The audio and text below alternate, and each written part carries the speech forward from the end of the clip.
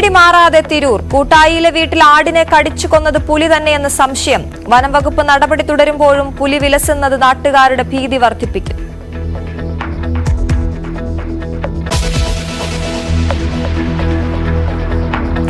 Parliament വാർത്തയിലേക്കാണ് നമ്മൾ ആദ്യം പോകുന്നത്. ഇന്നലത്തെ അസാധാരണ സംഭവങ്ങളുടെ തുടർച്ചയായി ഇന്നും പാർലമെന്റിന്റെ ഇരുസഭകളും പ്രക്ഷുബ്ധമായേക്കും. ബിജെപിയുടെ പരാതിയിൽ പ്രതിപക്ഷ നേതാവ് രാഹുൽ ഗാന്ധിക്കെതിരെ എഫ്ഐആർ ഇട്ട സാഹചര്യത്തിൽ പ്രതിപക്ഷം പ്രതിഷേധം കടുപ്പിക്കും. രാഹുൽ ഗാന്ധി കായികമായി ആക്രമിച്ചു, വനിതാ അംഗത്തെ അപമാനിച്ചു തുടങ്ങിയ വിഷയങ്ങൾ ഉയർത്തിയാകും ഭരണപക്ഷം പ്രതിരോധിക്കുക. വിവരങ്ങളുമായി നാഷണൽ ഡെസ്കിൽ നിന്നും ആർ കിരൺ ബാബു ചേരുന്നു. Kiran, very good morning. എന്തായാലും കുറച്ചു ദിവസങ്ങളായി അംബേദ്കർ വിഷയം ഇങ്ങനെ കത്തിക്കയറുകയാണ് പാർലമെന്റിനകത്തും പുറത്തും. ഇന്നിപ്പോൾ എന്താണ് പ്രതീക്ഷിക്കുന്നത്? Aswathy, good morning. എന്തായാലും അത്യന്തം നാണം കെട്ടതും അത്യന്തം അസാധാരണവുമായ സംഭവങ്ങളാണ് പാർലമെന്റിൽ ഉണ്ടാവുന്നത് എന്ന് തന്നെ പറയേണ്ടി വരും. സാധാരണഗതിയിൽ ഉണ്ടാകുന്ന ഭരണ പ്രതിപക്ഷ പോരിനൊക്കെ അപ്പുറത്തേക്ക് പോലീസിൽ പരാതി നൽകുക, പരസ്പരം മർദ്ദിച്ചു എന്നുള്ള പരാതികൾ വരിക, അല്ലെങ്കിൽ മർദ്ദിക്കുക, അത്തരത്തിലേക്ക് സ്ത്രീത്വത്തെ അവമാനിച്ചു എന്ന് വനിതാ എംപിയുടെ പരാതി, അത്തരത്തിലെല്ലാം തന്നെ ഇന്ത്യൻ ജനാധിപത്യത്തിനും ഇന്ത്യൻ പാർലമെന്റിന്റെ ചരിത്രത്തിനും തന്നെ വലിയ നാണക്കേടായോ കളങ്കവും ഒക്കെ ആവുന്ന സംഭവങ്ങളാണ് കഴിഞ്ഞ ദിവസമൊക്കെ ഉണ്ടായത്. എന്തായാലും ഇന്നും അതിൻ്റെ തുടർച്ച തന്നെ ഉണ്ടാവുമെന്നത് ഏറെക്കുറെ ഉറപ്പാണ്. ശൈത്യകാല സമ്മേളനത്തിൻ്റെ അവസാന ദിവസമാണിന്ന്. ഇന്നലെ രാഹുൽ ഗാന്ധിക്കെതിരെ രാത്രി പാർലമെന്റ് സ്ട്രീറ്റ് പോലീസ് സ്റ്റേഷനിൽ നിന്ന് എഫ്ഐആർ രജിസ്റ്റർ ചെയ്തിട്ടുണ്ട്. 2 എംപിമാരെ രാഹുൽ ഗാന്ധി മർദ്ദിച്ചു. ഇന്നലെ പരാതി നൽകിയത് ബിജെപിയുടെ തന്നെ പ്രധാനപ്പെട്ട നേതാക്കളായ അനുരാഗ് താക്കൂർ അടക്കമുള്ളവരാണ് പോലീസ് സ്റ്റേഷനിലെത്തി പരാതി നൽകിയത്. രാഹുൽ ഗാന്ധിക്കെതിരെ വധശ്രമ കേസടക്കം എടുക്കണമെന്ന് ആവശ്യപ്പെട്ടുകൊണ്ടാണ് പരാതി നൽകിയത്. എംപിമാരെ രാഹുൽ ഗാന്ധി മർദ്ദിച്ചു, രാഹുൽ ഗാന്ധി അവരെ ആക്രമിച്ചു, മറ്റുള്ളവരെ ആക്രമിക്കാൻ പ്രേരിപ്പിച്ചു, കൂട്ടം കൂടി ചേർന്ന് ഭീഷണിപ്പെടുത്തി, അങ്ങനെ തുടങ്ങിയ വകുപ്പുകളാണ് ഇപ്പോൾ നിലവിൽ എടുത്തിരിക്കുന്നത്. പക്ഷേ ഇതിനൊപ്പം വധശ്രമ വകുപ്പ് കൂടി എടുക്കണമെന്ന് ബിജെപി ആവശ്യപ്പെട്ടിരുന്നു. പക്ഷേ പോലീസ് എന്തായാലും എഫ്ഐആറിൽ അത് ഉൾപ്പെടുത്തിയിട്ടില്ല. ഒരു പ്രതിപക്ഷ നേതാവിനെതിരെ പാർലമെന്റിനുള്ളിൽ വെച്ച് പ്രതിപക്ഷ നേതാവ് കായികമായി ആക്രമിച്ചു എന്ന് പറഞ്ഞ് പോലീസിൽ പരാതി നൽകുകയും അങ്ങനെ പോലീസിൽ പരാതി നൽകിയതിൻ്റെ അടിസ്ഥാനത്തിൽ എഫ്ഐആർ എടുക്കുകയും ഒക്കെ ചെയ്യുന്നത് ഇന്ത്യൻ പാർലമെന്റ് ചരിത്രത്തിൽ തന്നെ ഇത് ആദ്യമായിട്ടാവും അങ്ങനെ ഒരു സംഭവം. സാധാരണഗതിയിൽ പാർലമെന്റിനുള്ളിൽ വെച്ച് പലപ്പോഴും ഭരണ പ്രതിപക്ഷ എംപിമാർ തമ്മിൽ വാക്കേറ്റം ഉണ്ടാവാറുണ്ട്. അത്യപൂർവം ചില സന്ദർഭങ്ങളിലൊക്കെ അത് കയ്യേറ്റത്തിലേക്കുമൊക്കെ വന്നിട്ടുണ്ട്. പക്ഷേ അത് അവിടെ വെച്ച് അവസാനിപ്പിക്കുക എന്നതിനപ്പുറത്തേക്ക് പാർലമെന്റ് സഭ നിർത്തിവെച്ച് കഴിഞ്ഞാൽ സഭയ്ക്ക് പുറത്തു വെച്ച് ഏതെങ്കിലും തരത്തിൽ കയ്യാങ്കളിയിലേക്ക് നീങ്ങുന്ന ഒരു അവസ്ഥ സാധാരണഗതിയിൽ ഉണ്ടാവാറില്ല. ഭരണ പ്രതിപക്ഷ എംപിമാർ സൗഹൃദത്തിൽ പിരിയുകയും സംസാരിക്കുകയും ഒക്കെ ചെയ്യുന്നൊരവസ്ഥയാണ് ഉണ്ടായത്. ഇതിന് പകരമായി ഇന്നലെ ഉണ്ടായത് പാർലമെന്റിൽ പ്രതിപക്ഷ എംപിമാരും ഭരണപക്ഷ എംപിമാരും പരസ്പരം നിന്ന് പോര് വിളിക്കുന്ന ഒരു രംഗമാണ്. എങ്ങനെയാണോ പരസ്പരം ഈ സാധാരണ നാട്ടിലൊക്കെ സമരം നടക്കുമ്പോൾ പോലീസിന് മുന്നിൽ സമരക്കാർ മുന്നിൽ നിൽക്കുന്നത്, അതുപോലെ രണ്ടായി തിരിഞ്ഞു നിന്ന് പോർ വിളിക്കുന്ന സംഭവമാണ് ഉണ്ടായത്. സാധാരണഗതിയിലൊക്കെ അവിടുത്തെ സുരക്ഷാ ജീവനക്കാർ ഇതിനൊക്കെ മതിൽ സൃഷ്ടിച്ചുകൊണ്ട് തടസ്സം സൃഷ്ടിക്കേണ്ടതാണ്. പക്ഷേ അങ്ങനെയുള്ള സംവിധാനങ്ങളൊന്നും ഉണ്ടായില്ല. ഇതിനിടയിലാണ് 2 എംപിമാർ മറിഞ്ഞു വീണത്. ഇത് രാഹുൽ ഗാന്ധി മറ്റൊരു എംപിയെ തള്ളിയെന്നും ആ എംപി വന്ന് വീണാണ് തൻ്റെ തല പൊട്ടിയതെന്നുമാണ് പ്രധാനമായും ബിജെപി എംപി പറഞ്ഞത്. ഇതുവരെയും എന്തായാലും ഇപ്പോൾ ഐസിയുവിൽ രാം മനോഹർ ലോഹി ആശുപത്രിയിലെ ഐസിയുവിൽ പ്രവേശിപ്പിച്ചിരിക്കുകയാണ്. ഇതിനേക്കാളും ഗൗരവമുള്ള മറ്റൊരു പരാതി ബിജെപിയുടെ രാജ്യസഭാംഗം, വനിതാ രാജ്യസഭാംഗം ഉന്നയിച്ച പരാതിയാണ്. രാഹുൽ ഗാന്ധി തൻ്റെ സ്ത്രീത്വത്തെ അപമാനിക്കുന്ന രീതിയിലേക്ക് തൻ്റെ തൊട്ടടുത്ത് വന്നു നിന്ന് തന്നോട് മോശമായി പെരുമാറി, തന്നോട് ഉച്ചത്തിൽ സംസാരിക്കുകയും ശരീരം വളരെ അടുത്ത് നിന്നുകൊണ്ടാണ് സംസാരിച്ചത്. ഇത് തൻ്റെ സ്ത്രീത്വത്തെ അവമാനിക്കുന്നതും തൻ്റെ അന്തസ്സിനെയും തൻ്റെ ആത്മാഭിമാനത്തെയും ഹനിക്കുന്നതുമായിരുന്നു എന്നുള്ള പരാതിയാണ് രാജ്യസഭയിൽ ഉന്നയിച്ചിരിക്കുന്നത്. ഇതുകൂടി ഇനി പോലീസ് സ്റ്റേഷനിലേക്ക് എത്തുകയാണെങ്കിൽ അത് മറ്റു തരത്തിലെ കേസായി കൂടി മാറാൻ സാധ്യതയുണ്ട്. എന്തായാലും അത്യസാധാരണമായ സംഭവങ്ങൾ എന്ന് തന്നെ പറയേണ്ടി വരും. പ്രതിപക്ഷം പ്രധാനമായും ചൂണ്ടിക്കാണിക്കുന്നത് തുടക്കം മുതൽ പ്രതിപക്ഷം ഉന്നയിക്കുന്ന അദാനി വിഷയത്തിലും അതോടൊപ്പം തന്നെ കഴിഞ്ഞ ദിവസം പാർലമെന്റിനുള്ളിൽ ഭരണഘടനാ ശില്പി ഡോക്ടർ BR അംബേദ്കറെ കേന്ദ്രമന്ത്രി അമിത്ഷാ അപമാനിച്ചു എന്ന് വിഷയം ഉന്നയിച്ചുകൊണ്ട് പ്രതിപക്ഷം നടത്തുന്ന പ്രതിഷേധങ്ങൾക്കും തടയിടാൻ വേണ്ടിയുള്ള ബിജെപിയുടെ നീക്കമാണ്, അല്ലെങ്കിൽ അത്തരമൊരു നാടകമാണ് ബിജെപിയുടെ ഭാഗത്തു നിന്നുണ്ടാകുന്നത് എന്നുള്ള ആരോപണമാണ് പ്രതിപക്ഷം ഉയർത്തുന്നത്. ഭരണപക്ഷം അതല്ല, തങ്ങളുടെ എംപിമാരെ കായികമായി രാഹുൽ ഗാന്ധി നേരിട്ടു എന്ന തരത്തിലും വനിതാ എംപി അടക്കം രാഹുൽ ഗാന്ധി അപമാനിച്ചു എന്ന തരത്തിലുള്ള ആരോപണം ഉയർത്തുന്നു. കിരൺ, ഇന്നിപ്പോൾ സഭാ സമ്മേളനം അവസാനിക്കുകയാണല്ലോ. സ്പീക്കർ പറഞ്ഞിട്ടുമുണ്ട് ഈ പാർലമെന്റിന് അകത്തുള്ള പ്രതിപക്ഷ പ്രതിഷേധം, അതായത് പാർലമെന്റിന് പുറത്തുള്ള ഈ പ്രതിപക്ഷ പ്രതിഷേധം ഈ രീതിയിലേക്ക് പോകരുതെന്ന രീതിയിലുള്ള നടപടികളൊക്കെ ഉണ്ടാകുന്നുണ്ടല്ലോ. ഈ ഏറ്റവും ഒടുവിലേക്ക് എത്തുമ്പോൾ, ഇന്നത്തെ ദിവസത്തിലേക്ക് എത്തുമ്പോൾ ഈ അംബേദ്കർ വിഷയം അല്ലാതെ നേരത്തെയും ആകെ തുക, മൊത്തത്തിലുള്ള ഈ സമ്മേളനത്തിന്റെ ഒരു ആകെ തുക ഏത് രീതിയിലാണ് നമ്മൾ മനസ്സിലാക്കേണ്ടത്? അശ്വതി, ഈ സമ്മേളനം തുടങ്ങുന്ന ഘട്ടത്തിലാണ് തുടങ്ങുന്നതിന് തൊട്ടു മുമ്പാണ് ഗൗതം അദാനിക്കെതിരെയുള്ള അന്വേഷണം വരുന്നത്. ഗൗതം അദാനി വിഷയത്തിൽ അന്വേഷണം പ്രഖ്യാപിക്കണമെന്ന് ആവശ്യപ്പെട്ടാണ് കോൺഗ്രസ് ഈ വിഷയം ഉന്നയിച്ചത്. പ്രധാനമായും രാഹുൽ ഗാന്ധിയുടെ നേതൃത്വത്തിലായിരുന്നു ഈ വിഷയം ഉന്നയിച്ചത്. എന്നാൽ ഇന്ത്യ മുന്നണിയിലെ മറ്റ് പ്രധാനപ്പെട്ട കക്ഷികളായ തൃണമൂൽ കോൺഗ്രസോ സമാജ്വാദി പാർട്ടി അടക്കമുള്ളവർ ഈ വിഷയത്തോട് കാര്യമായി യോജിച്ചില്ല. ഈ വിഷയം തുടർച്ചയായി ഉന്നയിക്കേണ്ടതില്ല എന്നുള്ള നിലപാട് സ്വീകരിക്കും. അവർ ഇന്ത്യ മുന്നണിയുമായി ഭിന്നിച്ച് മാറി നിൽക്കുകയും തൃണമൂൽ കോൺഗ്രസ് നേതാവ് മമതാ ബാനർജി ഒരു ഘട്ടത്തിൽ ഞാൻ ഇന്ത്യ മുന്നണിയുടെ നേതൃസ്ഥാനം ഏറ്റെടുക്കാൻ തയ്യാറാണെന്ന് പറയുകയും അതിനെ പിന്തുണച്ച് ശരത് പവാർ അടക്കമുള്ളവർ രംഗത്ത് വരികയും ഒക്കെ ചെയ്യുന്ന സാഹചര്യം ഉണ്ടായിരുന്നു. ഇന്ത്യ മുന്നണിയിൽ വലിയ ഭിന്നതയൊക്കെ ഉണ്ടായി. എന്തായാലും ഇപ്പോൾ അംബേദ്കർ വിഷയം വന്നതോടുകൂടി ഇന്ത്യ മുന്നണിയിലെ ഭിന്നത മാറി. ഇന്നലെ തൃണമൂൽ കോൺഗ്രസ് തന്നെ ഇതിനെതിരെ നൽകിയ പരാതിയിൽ ഒപ്പിടാൻ തയ്യാറായി എന്നത് ഇന്ത്യ മുന്നണിയെ സംബന്ധിച്ച് ഒരു തരത്തിൽ ആശ്വാസമാണ്. പാർലമെന്റ് ആകെ പ്രവർത്തനം ചോദിച്ചാൽ പാർലമെന്റിനെ സംബന്ധിച്ച് തുടക്കത്തിൽ അദാനി വിഷയം ഉന്നയിക്കുന്നു. സംഭാലിലുണ്ടായ വെടിവെപ്പ് സംബന്ധിച്ച വിഷയം പാർലമെന്റിൽ പ്രതിപക്ഷം ഉന്നയിക്കുന്നു. പക്ഷേ ഈ വിഷയത്തിലൊന്നും ചർച്ചയ്ക്ക് തയ്യാറാവാൻ കേന്ദ്ര സർക്കാർ തയ്യാറാവുന്നില്ല. സർക്കാർ തയ്യാറാവാത്തവരെ തുടർന്ന് പ്രതിപക്ഷം ആവർത്തിച്ച് വിഷയം ഉന്നയിക്കുകയും പാർലമെന്റ് നടപടികൾ പ്രക്ഷുബ്ധമാവുകയും ഒക്കെ ചെയ്യുന്നു. ഇതിനിടയിൽ ഇടയ്ക്ക് പാർലമെന്റ് നടപടികളുമായി സഹകരിക്കാൻ, ഭരണഘടനാ ചർച്ചയിൽ സഹകരിക്കാൻ പ്രതിപക്ഷം തയ്യാറായി. പക്ഷേ വീണ്ടും പാർലമെന്റ് നടപടികൾ സ്തംഭിക്കുന്ന അവസ്ഥയിലേക്കാണ് പോയത്. ഇതിനെ പ്രതിരോധിക്കാനായി സാധാരണഗതിയിൽ പ്രതിപക്ഷമാണ് ലോക്സഭയിലും രാജ്യസഭയിലും ബഹളമുണ്ടാക്കുന്നത്. അതിനി ഈ സർക്കാരിലെ ഏത് സർക്കാരിരിക്കുമ്പോഴും അതാണ് ഒരു പൊതുശീലം. പ്രതിപക്ഷമാണ് എപ്പോഴും അത്തരം വിഷയങ്ങൾ ഉന്നയിക്കുകയും സഭ പ്രക്ഷുബ്ധമാക്കുകയും ബഹളം വെക്കുകയും ഒക്കെ ചെയ്യുന്നത്.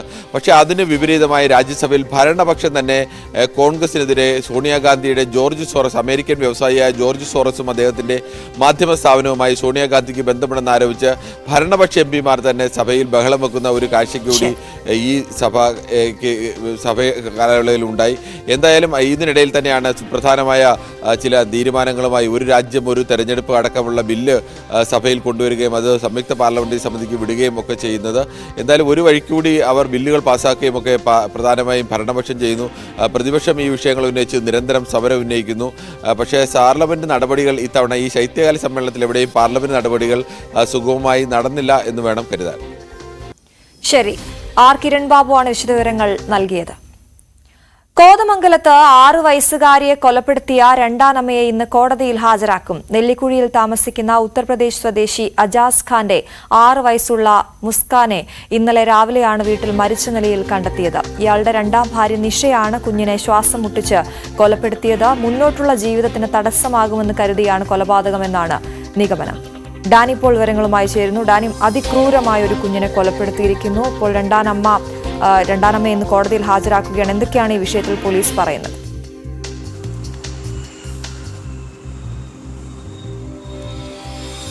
അച്യുതേ, ഈ കൊലപാതകത്തിൽ ഇന്നലെ രാത്രി വൈകിയും ചോദ്യം ചെയ്യൽ നടന്നിരുന്നു. അതിനുശേഷമാണ് ഇവരുടെ ഒരു അറസ്റ്റൊക്കെ അടക്കം കാര്യങ്ങൾ കടന്നിരിക്കുന്നത്.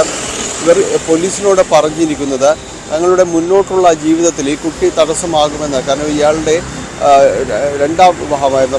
കുട്ടി അവരുടേതല്ല. അപ്പോൾ കുട്ടിയെ ഒഴിവാക്കാനായിട്ടാണ് അവർ തീരുമാനിച്ചിരുന്നത്. അതാണ് അവർ പലതവണ ഇത്തരം കാര്യങ്ങൾക്ക് വേണ്ടി ആലോചിച്ചിരുന്നുവെന്ന് അവർ പോലീസിനോട് പറഞ്ഞിട്ടുണ്ട്. ഒടുവിലാണ് കഴിഞ്ഞ ദിവസം അവരെ കുട്ടിയെ ശ്വാസം മുട്ടിച്ച് കൊലപ്പെടുത്തുന്ന രീതിയിലേക്ക് വന്നത്.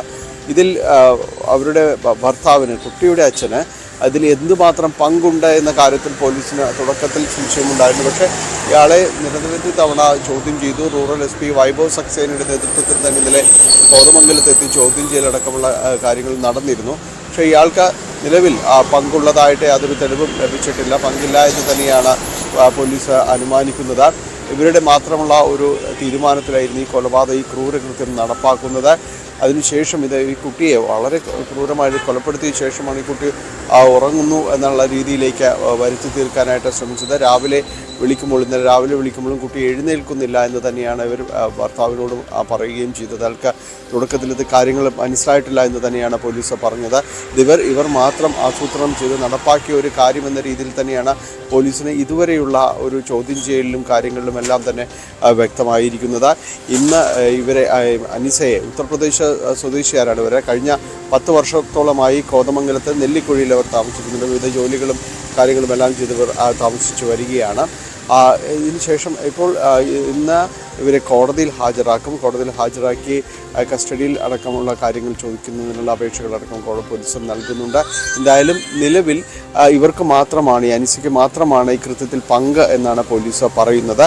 അതിൻ്റെ പ്രധാന കാരണമായിട്ട് പറയുന്നത് ഈ കുട്ടിയെ ഒഴിവാക്കാൻ തൻ്റേതല്ല കുട്ടി എന്നുള്ളത് കൊണ്ട് അവർ മുന്നോട്ടുള്ള ജീവിതത്തിൽ കുട്ടി തടസ്സമാകും എന്ന് അവർ തന്നെ കരുതുകയും ഇവർ കുട്ടിയെ ഒഴിവാക്കുന്നതിന് വേണ്ടി ശ്വാസം മുട്ടിച്ച് കൊലപ്പെടുത്തുകയുമാണ് ചെയ്തതെന്നാണ് പോലീസ് പറയുന്നത്. ഇത് ആദ്യഘട്ടത്തിൽ പോലീസിന് തുടക്കത്തിൽ തന്നെ ഇതൊരു സംശയത്തിലേക്ക് വന്നുവെങ്കിലും പോസ്റ്റ്മോർട്ടം റിപ്പോർട്ട് വരെ പോലീസ് കാക്കുകയായിരുന്നു. അതിനുശേഷം പോസ്റ്റ്മോർട്ടം റിപ്പോർട്ട് വളരെ കൃത്യമായി കുട്ടി ശ്വാസം മുട്ടിയാണ് മരിച്ചത് എന്ന കാരണത്തിലേക്ക് വന്നിരുന്നു. തുടർന്നാണ് രണ്ടുപേരും പിതാവിനെയും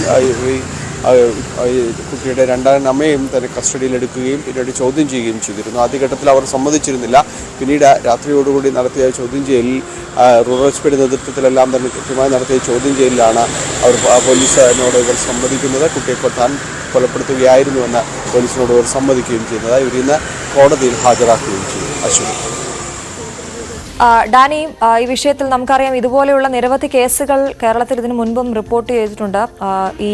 ഇപ്പോൾ ഈ രണ്ടാം അമ്മ എന്ന് പറയുന്ന ഈ സ്ത്രീ ഇപ്പോൾ ഗർഭിണിയാണ് എന്നാണ് നമുക്ക് മനസ്സിലാകുന്നത്. അതുകൊണ്ട് തന്നെ ആ കുട്ടിയുടെ വരവിൽ ബുദ്ധിമുട്ടുണ്ടാകും എന്നതടക്കമുള്ള കാര്യങ്ങളൊക്കെ ആയിരിക്കും അവരെ മാനസികമായി ഇതിലേക്കൊക്കെ എത്തിച്ചത്, അല്ലേ? പോലീസ് എന്താണ് അതിനെക്കുറിച്ച് പറയുന്നത്?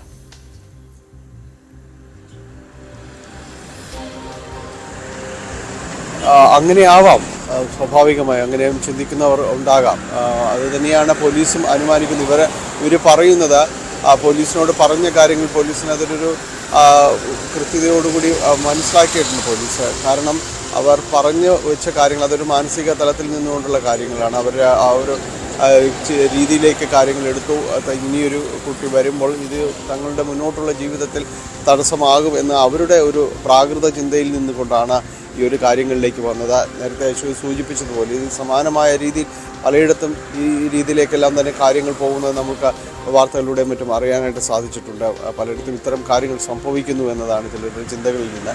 ഇത് തന്നെയാണ് കോതമംഗലത്തും ഉണ്ടായിരിക്കുന്നത് എന്നാണ് പോലീസ് പറയുന്നത്. കൃത്യമായ ഒരു കൗൺസിലിംഗ് കാര്യങ്ങളുമെല്ലാം ഇക്കാര്യത്തിൽ അവർക്ക് വേണ്ടതാണ് എന്ന് പോലീസ് പറയുന്നു. ഇതിൽ വലിയൊരു ക്രൂരകൃത്യം തന്നെ അവർ ചെയ്തിരിക്കുന്നു. ആദ്യ കുട്ടിയെ, അതായത് ഭർത്താവിൻ്റെ ആദ്യ കുട്ടിയെ അവർ ഇല്ലാതാക്കിയിരിക്കുന്നു എന്നതാണ്. അത്തരം കാര്യങ്ങളിൽ എന്തായാലും നിയമപരമായ നടപടികളുമായിട്ട് പോലീസിന് മുന്നോട്ട് പോയേ മതിയാവും. മറ്റു ചിന്തകൾക്ക് അവിടെ സ്ഥാനമൊന്നുമില്ല.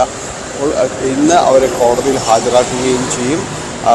തൻ്റെ മുന്നോട്ടുള്ള പോക്കിൽ ഈ കുട്ടി ഒരു തടസ്സമാകും എന്ന ചിന്തയിൽ നിന്നുകൊണ്ടാണ് ഈ ഒരു രീതിയിലേക്ക് തനിക്ക് പോകാനായിട്ട് തനിക്ക് തോന്നിയത്. അതാണ് താൻ ചെയ്തത് എന്നതാണ് ഏറ്റവും ഒടുവിൽ അവർ പോലീസിനോട് സമ്മതിച്ചത്. ആദ്യഘട്ടത്തിൽ യാതൊരു രീതിയിലും ആ കാര്യങ്ങൾ അവർ സമ്മതിക്കുന്നുണ്ടായിരുന്നില്ല.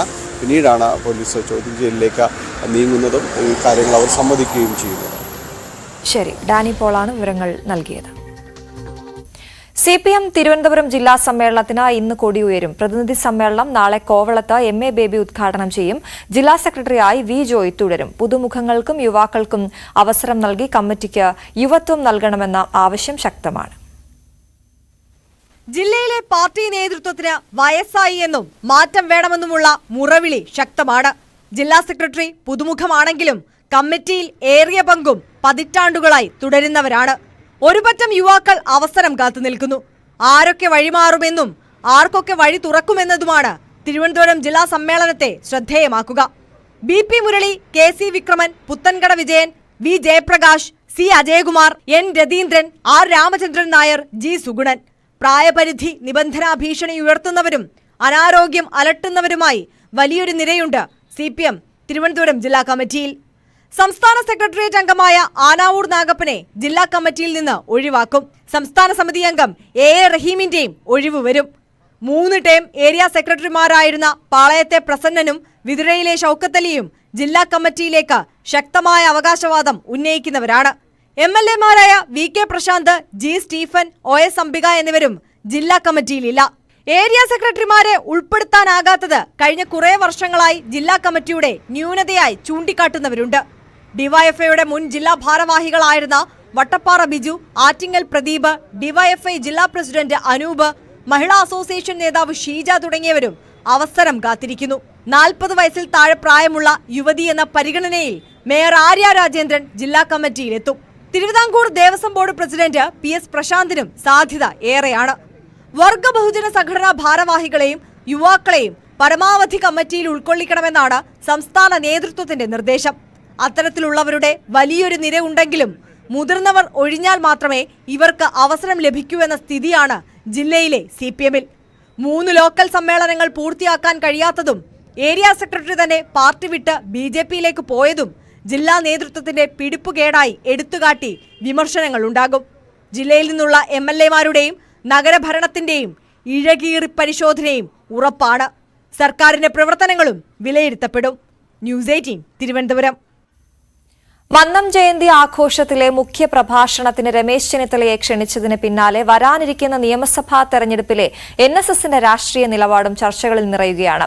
G. സുകുമാരൻ നായരുമായി കോൺഗ്രസ് സംസ്ഥാന നേതൃത്വത്തിന്റെ പരിഭവം തുടരുന്നതിനിടയിലാണ് ചെന്നിത്തലയ്ക്ക് പെരുന്നയിലേക്ക് ക്ഷണം ലഭിച്ചിരിക്കുന്നത്. കോൺഗ്രസ് രാഷ്ട്രീയത്തിലെ നേതൃസമവാക്യങ്ങൾ മാറിയേക്കുമെന്ന അഭ്യൂഹങ്ങൾക്കും ഇതോടെ ആക്കം കൂടുകയാണ്.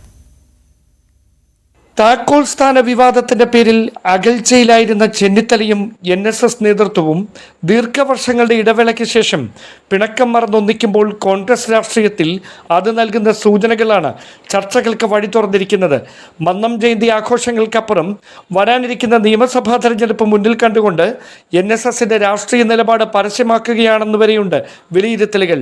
പ്രതിപക്ഷ നേതാവ് VD സതീശനും NSS general secretary G. Sukumaran നായരും തമ്മിൽ ആത്മബന്ധം ഇല്ലെന്ന് മാത്രമല്ല, നിലപാടുകളിലും ഭിന്നസ്വരമുള്ളത് നേരത്തെയും പരസ്യമായതാണ്. അതിനിടെ 2023 മന്നം ജയന്തി ആഘോഷങ്ങൾക്ക് കോൺഗ്രസ് പ്രവർത്തക സമിതി അംഗം കൂടിയായ ശശി തരൂരിനെ പെരുന്നയിലേക്ക് ക്ഷണിച്ചതോടെ അഭ്യൂഹങ്ങൾ ഏറി. ശശി തരൂർ സംസ്ഥാന രാഷ്ട്രീയത്തിൽ സജീവമാകുന്നതിൻ്റെ സൂചനകളായി വരെ അത് വ്യാഖ്യാനിക്കപ്പെട്ടു. അതിനിടെ പാർലമെന്റ് തെരഞ്ഞെടുപ്പിൽ തിരുവനന്തപുരത്ത് നിന്ന് 3ാം വട്ടവും ശശി തരൂർ തെരഞ്ഞെടുക്കപ്പെട്ടതോടെ സംസ്ഥാന കോൺഗ്രസ് നേതൃത്വത്തിൽ NSSന്റെ പിന്തുണ ആർക്കെന്ന ചോദ്യം വീണ്ടും സജീവമായി. അതിനിടെ വരുന്ന മന്നം ജയന്തി ആഘോഷങ്ങളിലെ മുഖ്യപ്രഭാഷകനായി ചെന്നിത്തലയെ പെരുന്നയിലേക്ക് ക്ഷണിക്കുമ്പോൾ നിയമസഭാ തെരഞ്ഞെടുപ്പിനൊരുങ്ങുന്ന കോൺഗ്രസ് നേതൃത്വത്തിന് അത് രാഷ്ട്രീയ സന്ദേശം കൂടിയായി മാറുകയാണ്. ന്യൂനപക്ഷ വോട്ടുകൾ LDF പാളയത്തിലേക്ക് എത്തുകയും ഭൂരിപക്ഷ വോട്ട് ബാങ്കിൽ വിള്ളൽ വീഴുകയും ചെയ്തതോടെയാണ് UDFന് കഴിഞ്ഞ നിയമസഭാ തെരഞ്ഞെടുപ്പിൽ തുടർച്ചയായി പ്രതിപക്ഷത്ത് ഒതുങ്ങേണ്ട സ്ഥിതി വന്നത്. NSS ഉൾപ്പെടെയുള്ള സാമുദായിക സംഘടനകളുടെ പിന്തുണ ഉറപ്പുവരുത്തേണ്ടത് കോൺഗ്രസ് നേതൃത്വത്തിന് അനിവാര്യതയായി മാറുന്നതും ഈ സാഹചര്യത്തിൽ തന്നെ. Dan Kurian, news 18 Thiruvananthapuram. NCPയിൽ മന്ത്രിയെ മാറ്റണമെന്ന പാർട്ടിയുടെ ആവശ്യം വീണ്ടും മുന്നണി നേതൃത്വത്തെ അറിയിക്കാനാണ് PC ചാക്കോ വിഭാഗത്തിന്റെ തീരുമാനം. തോമസ് കെ തോമസ് MLA മുഖ്യമന്ത്രിയെ കാണാനും ശ്രമിക്കുന്നുണ്ട്. മന്ത്രിമാറ്റം അനുവദിച്ചില്ലെങ്കിൽ AK ശശീന്ദ്രനെ മന്ത്രിസഭയിൽ നിന്ന് പിൻവലിക്കണമെന്ന അഭിപ്രായം PC ചാക്കോയ്ക്കുണ്ടെങ്കിലും ശശീന്ദ്രൻ വിഭാഗം അതിനോട് യോജിക്കുന്നുമില്ല. വിവരങ്ങളുമായി VV വിനോദ് ചേരുകയാണ്. വിനോദ്, ഈ മന്ത്രിമാറ്റം ഇങ്ങനെ കീറാമുട്ടിയായി തുടരുകയാണല്ലോ. തോമസ് കെ തോമസിന് പിണറായി വിജയന് താല്പര്യമില്ല എന്ന രീതിയിൽ ചർച്ചകൾ ഇങ്ങനെ മുന്നോട്ട് പോകുന്നു. ഇപ്പോൾ ഏത് അവസ്ഥയിലെത്തി നിൽക്കുന്നു?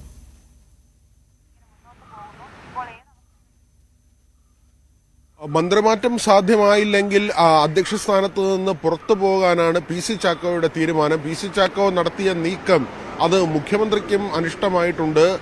പ്രകാശ് കാരാട്ടുമായി ശരത് പവാർ നടത്തിയ ചർച്ച അത് സംസ്ഥാന സർക്കാരിന് മുകളിലേക്ക് ഒരു നീക്കം നടത്തി എന്ന ഒരു വിയോജിപ്പ് അല്ലെങ്കിൽ ആ കാര്യത്തിലുള്ള ഒരു എതിർപ്പാണ് മുഖ്യമന്ത്രിക്കുള്ളത്. മുഖ്യമന്ത്രിക്ക് അക്കാര്യത്തിൽ അനിഷ്ടമുണ്ട്. പക്ഷെ മുഖ്യമന്ത്രിയെ കണ്ട് മന്ത്രിമാറ്റ ചർച്ച ഒന്നുകൂടി സാധ്യമാണോ എന്ന നിലയിൽ പരിശോധിക്കാനാണ് PC ചാക്കോ വിഭാഗം നോക്കുന്നത്. തോമസ് കെ തോമസിന് വേണ്ടിയുള്ള PC ചാക്കോയുടെ നീക്കമാണ്. ഒരുപക്ഷെ അത് നടന്നില്ലെങ്കിൽ അധ്യക്ഷ സ്ഥാനത്ത് നിന്ന് മാറുക. അദ്ദേഹം നേരത്തെ തന്നെ പറഞ്ഞത് ശശീന്ദ്രൻ ആരും വേണ്ട, ശശീന്ദ്രൻ അല്ലെങ്കിൽ തോമസ് കെ തോമസ് മന്ത്രി ആയില്ലെങ്കിൽ ശശീന്ദ്രനെ കൂടി പിൻവലിച്ചുകൊണ്ട് NCPക്ക് ഒരു മന്ത്രിയും ഇല്ലാത്ത അവസ്ഥയിലേക്ക് മാറുക എന്നൊരു നിലപാടാണ്. പക്ഷേ ശശീന്ദ്രൻ പക്ഷം പറയുന്നത് അത് ആത്മഹത്യാപരമായ നിലപാടാകും. ഒരു മന്ത്രി പോലും ഇല്ലാതെ സർക്കാരിൽ തുടരുന്നത് ശരിയല്ല, അല്ലെങ്കിൽ ഒരു ഭരണപക്ഷത്ത് തുടരുക എന്നത് ശരിയായ കാര്യമല്ല എന്നത് തന്നെയാണ് ശശീന്ദ്രൻ ഉൾപ്പെടെ ഉള്ളവർ പറയുന്നത്. അദ്ദേഹത്തെ അനുകൂലിക്കുന്നവർ പറയുന്നത്. അദ്ദേഹം പറയുന്നത് തന്നോട് പാർട്ടി പറഞ്ഞാൽ മാറാം, മുഖ്യമന്ത്രി പറഞ്ഞാൽ മാറാം എന്ന ഒരു നിലപാടിൽ ശശീന്ദ്രൻ നിൽക്കുന്നുണ്ട്. പക്ഷേ ശശീന്ദ്രനെ സംരക്ഷിക്കുന്ന ഒരു നിലപാട് മുഖ്യമന്ത്രിയുടെ ഭാഗത്തു നിന്നുണ്ട്. പൊതുവിൽ മുഖ്യമന്ത്രിയുമായി അടുപ്പമുള്ള നേതാവാണ് AK ശശീന്ദ്രൻ. അതുകൊണ്ട് തന്നെ ശശീന്ദ്രനെ മാറ്റിക്കൊണ്ടുള്ള ഒരു നടപടിയിലേക്ക് പോകുമെന്ന് കരുതുക വയ്യ. മാത്രമല്ല തോമസിൻ്റേത് പലപ്പോഴും തോമസ് കെ തോമസിൻ്റെ നിലപാടുകൾ പലപ്പോഴും അപക്വമായ നിലപാടുകളാണ്. അത്തരത്തിലൊരാളെ മുഖ്യമന്ത്രി മന്ത്രിസഭയിലേക്ക് കൊണ്ടുവരാൻ കൂടുതൽ താല്പര്യമെടുക്കാനും ഇടയില്ല. ഏതായിരുന്നാലും വലിയ തർക്കങ്ങളിലേക്കാണ് കാര്യങ്ങൾ പോകുന്നത്. കോൺഗ്രസിൽ നിന്ന് NCPയിലേക്ക് എത്തുകയും NCPയുടെ അധ്യക്ഷ സ്ഥാനത്തേക്ക് എത്തുകയും ചെയ്ത ആളാണ് PC ചാക്കോ. അദ്ദേഹം പറയുന്നത് ഈ മന്ത്രി മാറ്റം ഉണ്ടായില്ലെങ്കിൽ അദ്ദേഹം അധ്യക്ഷ സ്ഥാനത്ത് നിന്ന് ഒഴിഞ്ഞ് വർക്കിംഗ് പ്രസിഡന്റ് സ്ഥാനത്ത് തുടരാം എന്ന ഒരു നിലപാടിലാണ് PC ചാക്കോ ഉള്ളത്. ഏതായിരുന്നാലും ശശീന്ദ്രനെ പോലെ ഒരാളെ ഒഴിവാക്കിക്കൊണ്ടുള്ള നടപടിയിലേക്ക് മുഖ്യമന്ത്രി പോകില്ല എന്ന കൃത്യമായ സൂചനകളാണ് പുറത്തു വരുന്നത്. ശരി വിനോദ, ഒന്ന് തുടരണം.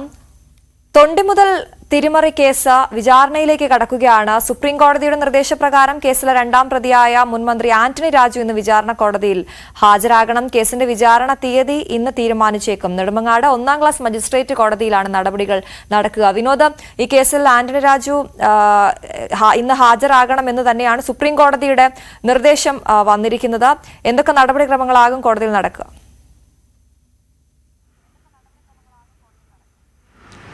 ഇന്ന് വിചാരണ കോടതിയിൽ ആന്റണി രാജു ഹാജരാകണമെന്നാണ് നിർദ്ദേശം.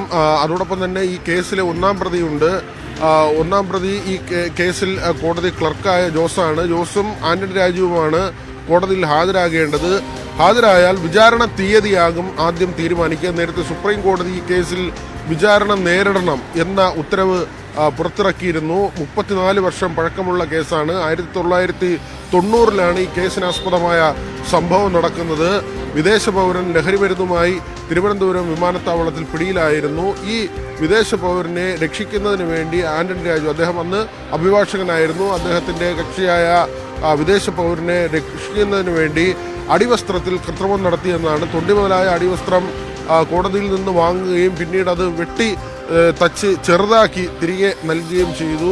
അതുകൊണ്ട് തന്നെ ഈ വിദേശ പൗരൻ രക്ഷപ്പെട്ടു പോവുകയായിരുന്നു. പിന്നീട് സഹതടവുകാരൻ, മറ്റൊരു കേസിൽ ഇതേ വിദേശ പൗരൻ ജയിലിലാവുകയും സഹതടവുകാരൻ ഈ കാര്യം അറിയുകയും പിന്നീട് അതൊരു വെളിപ്പെടുത്തലായി വരികയും ചെയ്തു. ഇതിൻ്റെ അടിസ്ഥാനത്തിലാണ് 94-ൽ കേസ് രജിസ്റ്റർ ചെയ്യുന്നത്.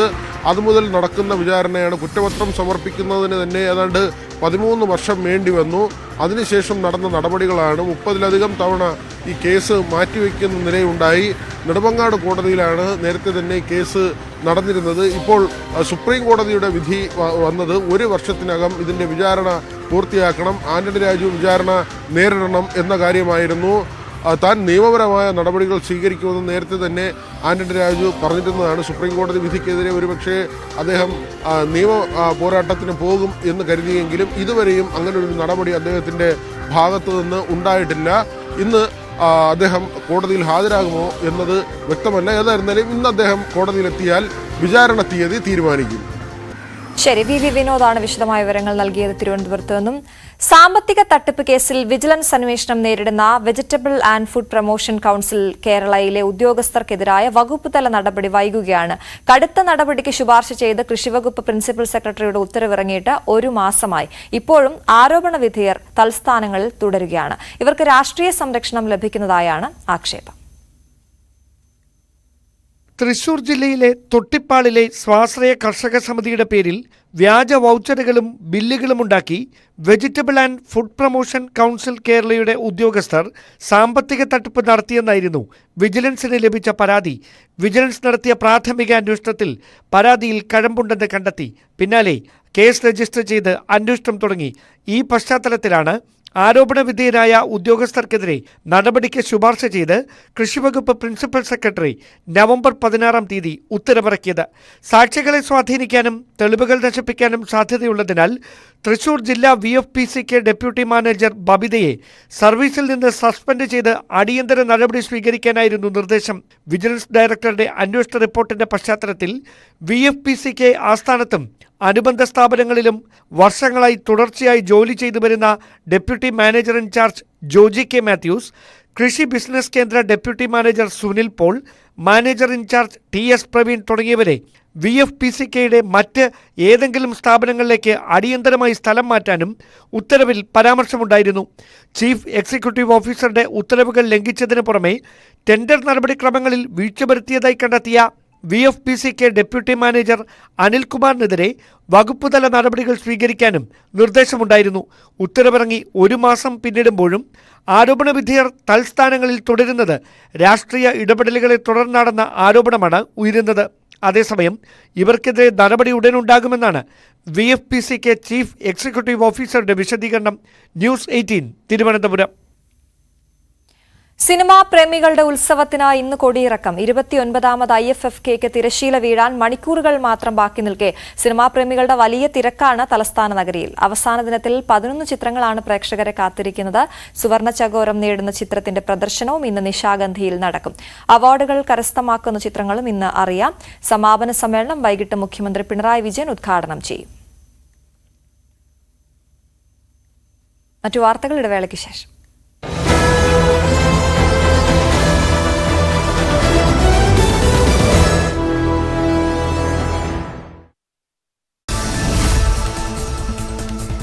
അമിത്ഷായുടെ അംബേദ്കർ പ്രസ്താവനയെ ചൊല്ലി പാർലമെന്റ് വളപ്പിൽ നാടകീയ രംഗങ്ങൾ. നേർക്കുനേർ നിന്ന് മുദ്രാവാക്യം വിളിച്ച് ഭരണ പ്രതിപക്ഷാംഗങ്ങൾ. കേന്ദ്ര ആഭ്യന്തരമന്ത്രി അമിത്ഷാ മാപ്പ് പറയണമെന്ന ആവശ്യമുയർത്തി പ്രതിപക്ഷം. അതേസമയം അമിത്ഷായുടെ വാക്കുകൾ വളച്ചൊടിച്ച് പ്രതിപക്ഷം അംബേദ്കറിനെ അപമാനിക്കുന്നുവെന്ന് BJP. ബഹളത്തെ തുടർന്ന് ലോക്സഭയും രാജ്യസഭയും ഇന്നത്തേക്ക് പിരിഞ്ഞു. രാഹുൽ ഗാന്ധിക്കെതിരെ കേസെടുത്തു. പാർലമെന്റ് വളപ്പിലെ സംഘർഷത്തിലാണ് കേസെടുത്തത് BJP MP നൽകിയ പരാതിയിൽ. നിയമോപദേശം തേടിയ ശേഷമാണ് നടപടിയെന്ന് പോലീസ്. അദാനിക്കെതിരെ അമേരിക്കയിൽ കേസ് വന്നത് മൂലമാണ് പാർലമെന്റിൽ പ്രശ്നങ്ങൾ തുടങ്ങുന്നതെന്ന് രാഹുൽ ഗാന്ധി. BJP ഈ വിഷയത്തിൽ പാർലമെന്റിൽ ചർച്ച ആഗ്രഹിക്കുന്നില്ല. പ്രധാനമന്ത്രി അദാനിക്ക് രാജ്യത്തെ വിൽക്കുകയാണ്. പാർലമെന്റിനെയും ജനങ്ങളെയും തെറ്റിദ്ധരിപ്പിക്കാനാണ് മോദിയുടെ ശ്രമം. അംബേദ്കർ വിഷയത്തിൽ നിന്ന് ശ്രദ്ധ തിരിക്കാനാണ് ഇന്ന് സഭയിൽ പ്രശ്നമുണ്ടാക്കിയതെന്നും BJP നേതാക്കൾ വടികളുമായാണ് പാർലമെന്റിൽ എത്തിയതെന്നും രാഹുൽ. ലോക്സഭാ പ്രതിപക്ഷ നേതാവ് രാഹുൽ ഗാന്ധി തള്ളിയിട്ടതായി BJP MP പ്രതാപചന്ദ്ര സാരംഗി ഗോവണിപ്പടിക്ക് സമീപം നിൽക്കുകയായിരുന്നു.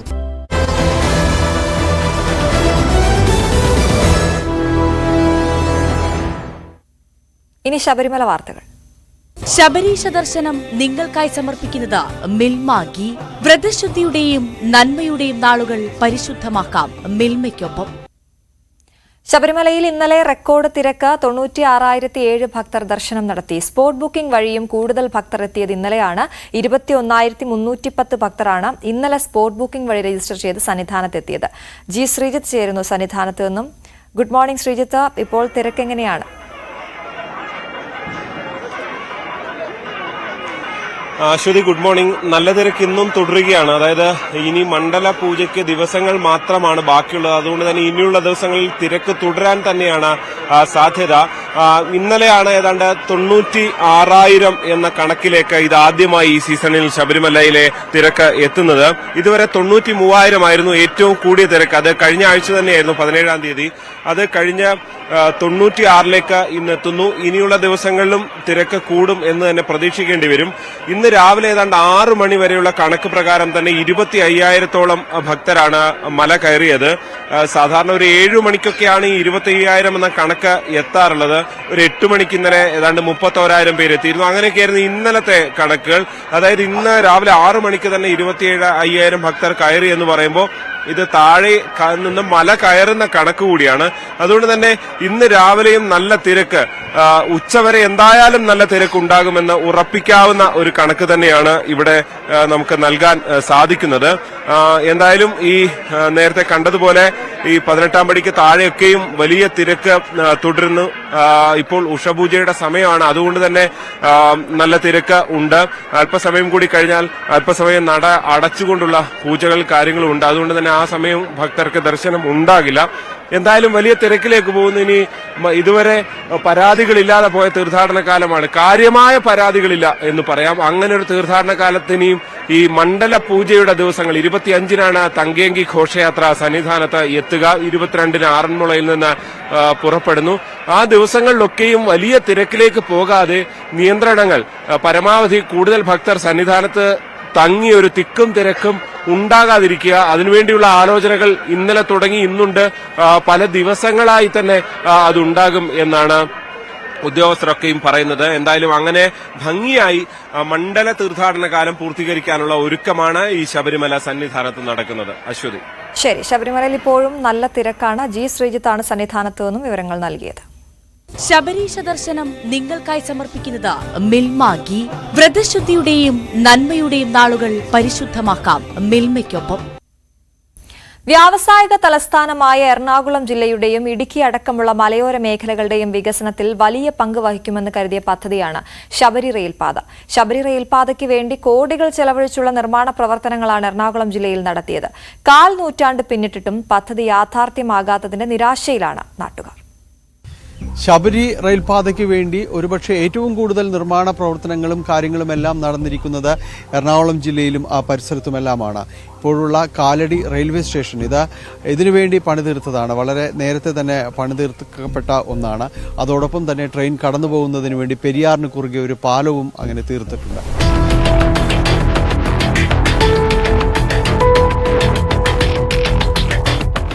നെടുമ്പാശ്ശേരി വിമാനത്താവളത്തിൽ നിന്ന് 5 കിലോമീറ്റർ മാത്രം ദൂരെയാണ് ശബരി പാതയിൽ ഉൾപ്പെടുന്ന കാലടി റെയിൽവേ സ്റ്റേഷൻ. ഇവിടം വരെ വർഷങ്ങൾക്ക് മുൻപേ പാത നിർമ്മാണവും പൂർത്തിയാക്കിയിട്ടുണ്ട്. പക്ഷേ മുന്നോട്ടു പോക്കിൽ ആർക്കും ഒരു പ്രതീക്ഷയുമില്ല. ഈ പദ്ധതി തുടങ്ങുമ്പോൾ തന്നെ ഇത് പൂർത്തീകരിക്കാനുള്ള ഒരു ഇച്ഛാശക്തി സർക്കാരുകൾ കാണിച്ചാൽ അന്ന് നടന്നു പോകേണ്ട കാര്യങ്ങളാണ്. ഇതൊക്കെ വലിച്ചു നീട്ടി സർക്കാരുകൾ മാറുന്നു, പദ്ധതികൾ മാറുന്നു, എഞ്ചിനീയർമാർ മാറുന്നു, മന്ത്രിമാർ മാറുന്നു, അപ്പോൾ തടസ്സങ്ങൾ വരുന്നു.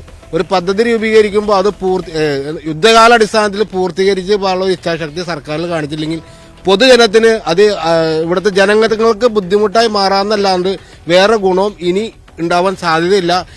താമസിച്ചിരുന്ന വീടും സ്ഥലവും വിട്ടുകൊടുത്ത് 1/4 നൂറ്റാണ്ട് കഴിഞ്ഞിട്ടും പദ്ധതി യാഥാർത്ഥ്യമാകാത്തതിൽ സങ്കടമുണ്ട് പലർക്കും. സങ്കടമാണ് വാസ്തവത്തിൽ. ഈ കാര്യം ഓർക്കുമ്പോൾ സങ്കടമാണ്. കാരണം നമ്മളെല്ലാം മാന്യമായിട്ട് ജീവിച്ചിരുന്ന ഒരു വീടും പറമ്പും നഷ്ടപ്പെടുത്തിയിട്ട് വേറെ എങ്ങോടെങ്കിലും നിങ്ങൾ പൊക്കോ, റിഹാബിലിറ്റേഷൻ ഇല്ല, ഒന്നുമില്ല. നിങ്ങളുടെ സൗകര്യത്തിൽ നിങ്ങൾ വേണമെങ്കിൽ ജീവിക്കാതിരിക്കുകയോ ചെയ്യാം. ആ ഒരു അവസ്ഥയിലാണെങ്കിൽ പോലും ഞങ്ങളായിട്ട് സഹകരിച്ച് പോയത് ഞങ്ങളുടെ തെറ്റ്. റെയിൽപാതയോട് ചേർന്നുള്ള സ്ഥലങ്ങൾ ക്രയവിക്രയം സാധ്യമല്ലാത്ത വിധം മരവിപ്പിച്ചിരിക്കുകയാണ്. ഈ റെയിൽവേക്ക് വേണ്ടിയിട്ട് സ്ഥലം വിട്ടുകൊടുത്തവരുടെ സൈഡിൽ അല്പം സ്ഥലം എന്തെങ്കിലും കിടപ്പുണ്ടാവും, എന്തെങ്കിലും 5-10 സെന്റ് എന്തെങ്കിലും കിടപ്പുണ്ടാവും. അതിനകത്ത് ഒരു കൺസ്ട്രക്ഷൻ വർക്ക് ചെയ്യണമെങ്കിൽ റെയിൽവേക്കാരുടെ സാങ്ഷൻ വേണം, അല്ലെങ്കിൽ പഞ്ചായത്ത് സാങ്ഷൻ കൊടുക്കില്ല. ഈ റെയിൽവേക്കാരുടെ സാങ്ഷൻ കിട്ടണമെങ്കിൽ തിരുവനന്തപുരത്ത് പോയിട്ട് സാങ്ഷൻ മേടിക്കണം. അതിനുവേണ്ടി പോയി കഴിയുമ്പോൾ അവർ ഇത്ര രൂപ ഡിപ്പോസിറ്റ് ചെയ്യണമെന്നാണ് പറയണത്. ഈ റെയിൽവേയുടേതായ യാതൊരു സൗകര്യങ്ങളും ഞങ്ങൾ ഉപയോഗിക്കുന്നില്ല. സർവീസ് റോഡില്ല, യാതൊന്നുമില്ല. അതിൻ്റെ സൈഡിൽ ബാക്കി കിടക്കുന്ന സ്ഥലത്താണ്. ഞങ്ങളുടെ സ്വന്തം സ്ഥലത്ത് വേറെ ആർക്കും ബാധ്യതയില്ലാത്ത ഞങ്ങളുടെ സ്വന്തം സ്ഥലത്ത് എന്തെങ്കിലും ഒരു കൺസ്ട്രക്ഷൻ ചെയ്യണമെങ്കിൽ റെയിൽവേയുടെ സാങ്ഷൻ വേണമെന്ന് പറഞ്ഞാൽ അത് അനീതിയാണ്, സഹിച്ചുകൂടാത്ത അനീതിയാണ്.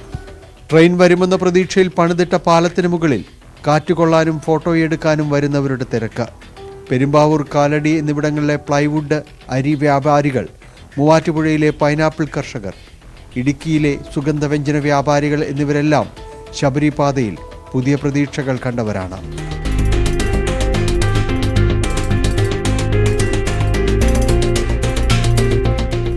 ശബരിപാത എന്ന് യാഥാർത്ഥ്യമാകുമെന്ന കാര്യത്തിൽ ആർക്കും ഒരു ഉറപ്പുമില്ല. പദ്ധതി വിഭാവനം ചെയ്ത കാലത്തേക്കാൾ കോടാനുകോടി രൂപയാകും ഇനിയത് പ്രാവർത്തികമാക്കാൻ. പരസ്പരമുള്ള പഴിചാരലുകൾ, ആരാണ് ഇതിനുത്തരവാദി എന്ന ചോദ്യത്തിന് ഒരിക്കലും ഒരു ഉത്തരവുമാകില്ല. ക്യാമറമാൻ ശ്യാംലാലിനൊപ്പം ഡാനിപോൾ, ന്യൂസ് 18 കൊച്ചി. സൗഹൃദങ്ങൾക്ക് ഇഴയെടുപ്പം നഷ്ടമാകുന്ന ഈ കാലത്ത് ഡൽഹി പോലീസിൽ നിന്ന് വ്യത്യസ്തമായ ഒരു കഥയുണ്ട്. 1994 ഡൽഹി പോലീസിലെത്തിയ മലയാളി കൂട്ടായ്മയുടെ 30 വർഷത്തെ ചരിത്രം മാതൃകയാക്കാവുന്നതാണ്. 1994 തൃപ്പൂണിത്തുറയിൽ നടന്ന ഡൽഹി പോലീസിന്റെ റിക്രൂട്ടിംഗ് ക്യാമ്പിൽ കണ്ടുമുട്ടിയവരാണിവർ. ഇപ്പോൾ ജീവിതം തലസ്ഥാനത്തേക്ക് പറിച്ചു നട്ടിട്ട് 30 വർഷങ്ങൾ. ബന്ധങ്ങൾക്ക് ഇഴയടുപ്പം നഷ്ടപ്പെടുന്ന പുതിയ കാലഘട്ടത്തിൽ ഈ കൂട്ടായ്മയ്ക്ക് ഏറെ പ്രത്യേകതയുണ്ട്. 30 വർഷം പിന്നിട്ടിട്ടും കണ്ണിയകലാത്ത സൗഹൃദം. ജീവിതം നൽകിയ ഡൽഹി ഓർമ്മകൾ പങ്കിടാൻ ഈ കൂട്ടായ്മയ്ക്കൊരു പേരുമിട്ടു, സൗഹൃദം 94. എല്ലാ വർഷവും ഡൽഹി പോലീസിലെ ഈ മലയാളി കരുത്ത് ഒത്തുചേരും. പതിവ് പോലെ കഴിഞ്ഞ ദിവസം ഡൽഹി കിങ്സ്വേ ക്യാമ്പിലും കൂട്ടായ്മ നടന്നു.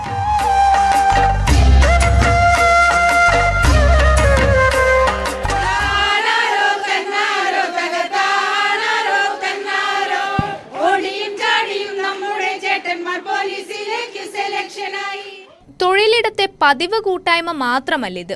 സുഖദുഃഖങ്ങൾ പങ്കിട്ട് സാമൂഹ്യ സാഹചര്യങ്ങളിൽ ഇടപെടൽ നടത്തി കൂട്ടായ്മ വളർന്നു. ഇന്ന് ഡൽഹിയിൽ അധികാര കേന്ദ്രങ്ങളിലുള്ള പ്രധാനികളൊക്കെ അതിഥികളായി എത്തുന്ന നിലയിലേക്ക് കൂട്ടായ്മ വളർന്നു. 94-ലെത്തിയ 150 മലയാളികളിൽ 12 പേർ മരണപ്പെട്ടു. ചിലരൊക്കെ തൊഴിൽ വിട്ടുപോയി. ഓരോ കൂട്ടായ്മയും ഇവരെയൊക്കെ ഓർത്തെടുക്കും. വീണ്ടും അടുത്ത വർഷത്തെ കൂട്ടായ്മയ്ക്കുള്ള കാത്തിരിപ്പാണ്.